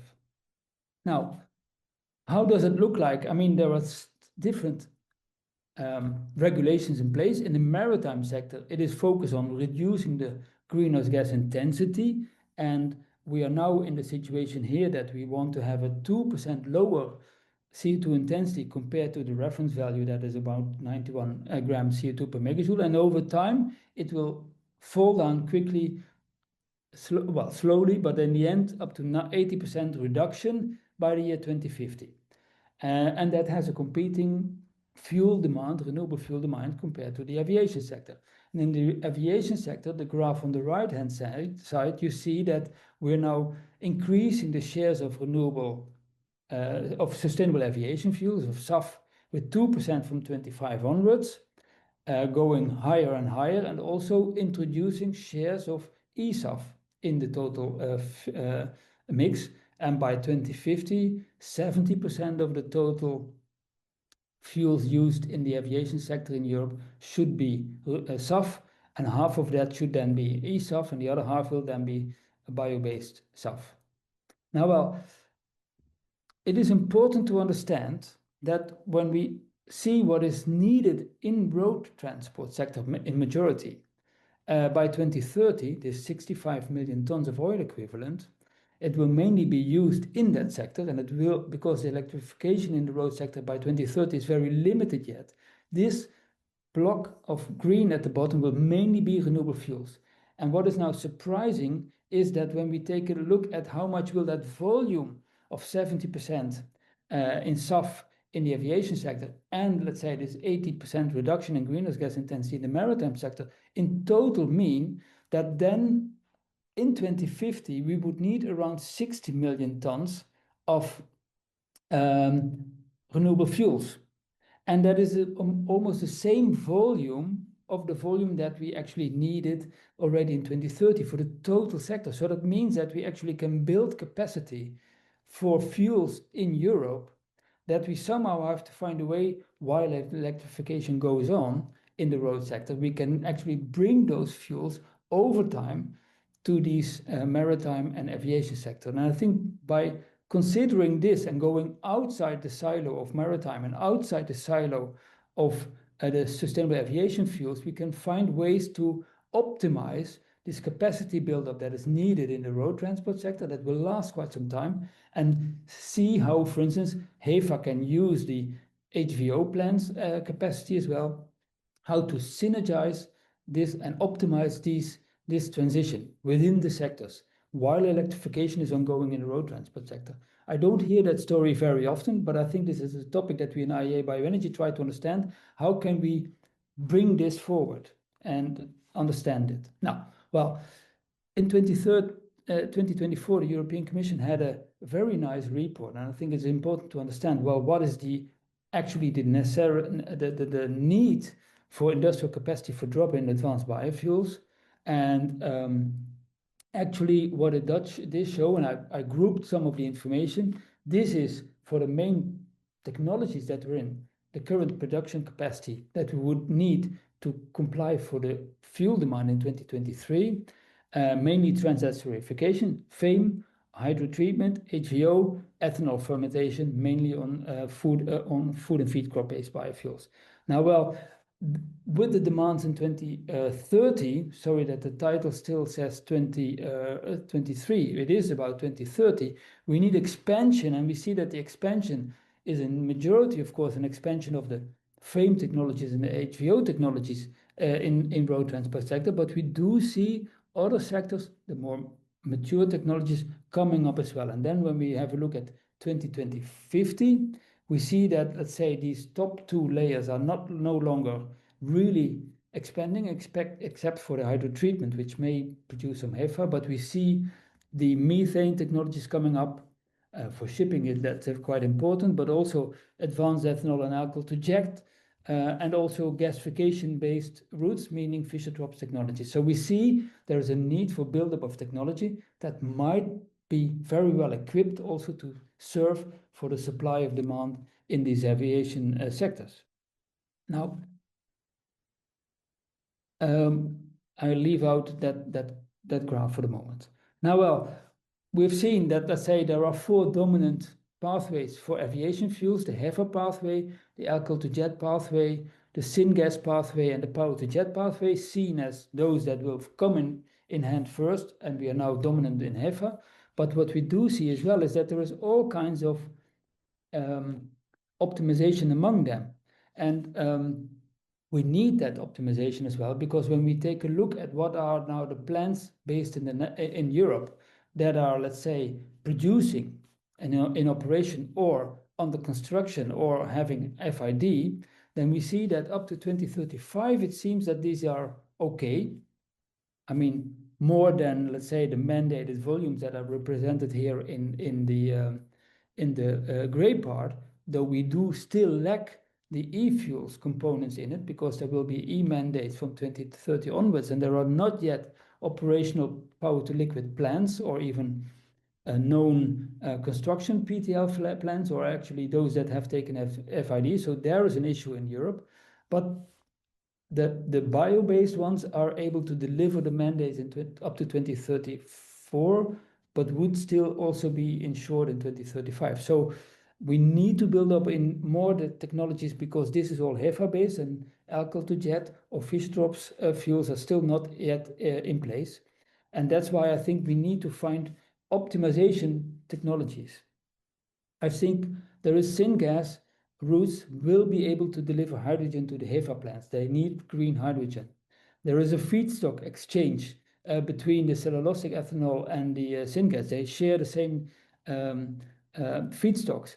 There is synergy of CO2. I mean, an ethanol plant has a surplus of CO2 coming out of its process that would be needed by power to jet facilities. We have pathways that have biomass-based Fischer-Tropsch sharing the same technology as power-to-jet pathways. So there's all kinds of technologies here where we can actually optimize. And we see that, let's say, there is always this synergy in the meantime, in this transitional period in road. We need ethanol and gasoline. And well, when that gasoline option then is depleted because we have, let's say, electrification, then alcohol to jet becomes a logic step. So to end my presentation, and I wanted to keep it short because we're quite late, I think what we do see in Europe is that the transport sector is actually the Achilles heel in reaching EU climates. We're behind it because still the transport sector emits 30% more emissions than it did in 1990, and it's the only sector that actually is not going down in its CO2 emissions. Industry is going down, the built environment is going down, but transport is not. And then it will become quite difficult to achieve actually EU climate goals. So we have to speed up on that sense. What we also see is that the 2030 red renewable energy volumes are much larger than the 2030 volumes equivalent for FuelEU Maritime and ReFuelEU Aviation. We have to find a way to make use of that. And we also see that the 2030 volumes for the total RED 3 are 4 times larger than the volumes we deployed in 2020. So a rapid scale-up is going to be very needed, and time is running out. We do see also that based on the food and feed crop-based biofuels, we have to move on with renewable electricity, advanced biofuels, and RFMBOs, and that is similar to what we also need in the aviation sector and also in the maritime sector. So we will depend for a large part on Annex 9A wastes, and that are mainly lignocellulosic wastes. Then I think the point that I wanted to make in this presentation is that I think the road sector provides the volume to establish that scale up, the learning curve, but also the economies of scale that actually allow deployment in the aviation sector and maritime, and also actually, make the transition more easy. We have seen that there are potential synergies, and we have to explore them. And for that, we have to look beyond the silo of aviation sector itself. And that actually means that the renewable fuels industry actually can benefit, to our point of view, from a collaborative development and have actually an integral multi-sector, multi-pathway investment and innovation agenda to be developed, so that we have this optimized and synergetic production capacity build-up that serves all these demand sectors in a fine-tuned way in time. And with that, I would like to end my presentation and thank you for your attention. And if you want to reach out, please find my details here. Thank you, Mr. Yuval. This has been very, very helpful. If the panelists would allow, I would just ask a few questions that are still open. Would that be okay? So, Mr. Yuval, there is a question that is there any work or initiative on to get booking claim recognition under ICA or Corsair for better market clarity and use of existing booking claim registries in view that there is limited availability of SAF in some regions? I'm checking the question as well because yeah, there is, of course, at all kinds of national levels, is this discussion ongoing indeed that a book and claim is going to be very important. I mean, especially when you take already a look at if fuels are being delivered via the SAF's pipeline to the various airports, how can you assure that, let's say, the physical volumes would reach actually all these planes where perhaps, let's say, the specific, like in the case of DHL, the specific demand of X% SAF would be required. That is going to be very difficult. So I think at all country levels and also international levels, we are considering how to bring this book and claim recognition in place, or and find ways that we can do that in a verifiable and also unique way of reporting. Got it. I think there was just one more question that I also wanted to ask all of you, and maybe if you could just take turns to answer. Is implementation of SAF sustainability criteria a challenge? Or I mean, I agree that adoption of SAF is a challenge, right? But even for people considering putting up refineries, right? My perception is that there is a lot of regulatory requirement when you try and go certify yourself, especially with respect to farmers, or with respect to the supply chain and proof of custody, simply because there is not enough data collection, there is lack of capability in people to acquire that data, maintain that data, and get it audited as well. Do you think that is a challenge, or do you think it is something that can be addressed over the next 2-3 years while SAF production actually scales? Mr. Muntel, if you could go first, and then Mr. Parlin and Mr. Yu. Yeah, what we observe is that's less a question of data. It's more a question of reaching a common understanding of what sustainable fuel actually is. The EU, for example, has much more of a view on competition with food. Therefore, they favor very much the PTL way. Having a discussion in the US using soybean oil that is produced in the US is considered sustainable by all involved parties, so not necessary here in Europe. I've seen even questions here or remarks here in the questions that say, hey, why is the EU considering competitive to food? This is totally different, and there are already studies on this one. There is no common understanding of what is sustainable fuel, and nor is this definition stable. So while everybody's looking at us to make 10-year commitments into sustainable fuels, nobody is granting us that the fuel we buy today is also considered sustainable in 10 years from now. Fair.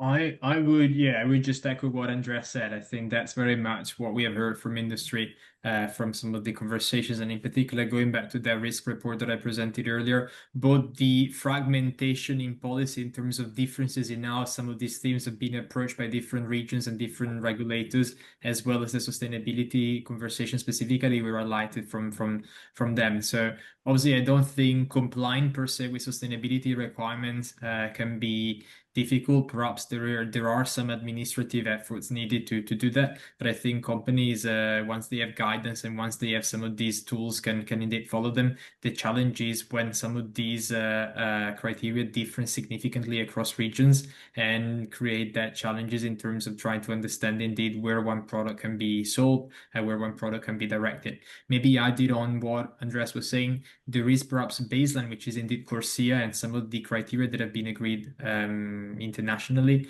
But obviously what we've seen is countries trying to go beyond that and implementing their own different ways of applying some of those criteria, adding in some restrictions, whether it is EFA caps, whether it is indeed restrictions to palm oil. All of these, then you need to factor in also perhaps consumer preferences, where, like to use palm oil as an example, in some markets it is widely accepted. In some other markets, consumers don't want to go down that product. So there are multiple factors that then can impact the company's decision to go down one particular product, one particular feedstocks, as well as all of the compliance regime behind it. Fair. Mr. Yuval? Yes, well, of course, within IEA Bioenergy, the teams like Task 39 on liquid transport fuels, and also our Task 45, which is on sustainability issues, addresses these things and indeed investigates these regional differences. Any questions on that we can actually dive into. That's their topic. At the same time, we do know that we have a lot of knowledge in Europe already with sustainability certification of biofuels in the road and in the European setting. I mean, that is already more than 10 years of experience, and it has progressed and improved over time. So we can learn a lot from that. It was also for that reason that actually that certification system for liquid biofuels in transport was taken as the example to actually expand it to all use of bioenergy, also for electricity and heat purposes. So there's a learning experience from that, and I think from that we can learn. And I think within the ICAO setting, it will probably try to find the shared spot where, let's say, all of them comply to. But I do also think that this is a transitional period. And I think what George also said, consumer preferences will like in many other products, that might emerge, that some people that are very sports minded would not like to be using used cooking oil, because that is associated with fast food, which is deemed not healthy. So there might be new elements coming into the system that we not even know are aware of. So the certification works, I think. We have seen it in Europe, and sometimes there are failures or issues that are wrong, and then they are mistaken, and we learn from it. And I think we're now about to expand it, and I think the international setting will certainly set it up. It is not about the data. I think we have lots of new technologies in place to actually make sure that the administrative burden can be, let's say, tackled or dealt with to some extent. But of course, this is an ongoing process where we should not be afraid that in the beginning it is not optimized yet to the level that we would like to have it, as long as we make sure that we make progress in it. Understood, Mr. Yuval. I would really like to thank all the panelists for joining in. I don't think I have any questions. We've answered most of the relevant questions up in the chat as well. In case any of the attendees would like to request anything from the panelists, may please reach out to us at the secretariat@biofuelsalliance.com, and we'll be happy to relay your questions to the panelists themselves. Any last words from any of you? Happy to hear. Thank you. Okay, no, fine. Thank you. Thank you very much. Thank you for joining in. We are doing a work stream on SAF, so we might reach out to you for some consultations and your perspective on what are the challenges for SAF. But yeah, that's all from our end. Thank you so much. Thank you. Bye. Thank you. Bye-bye.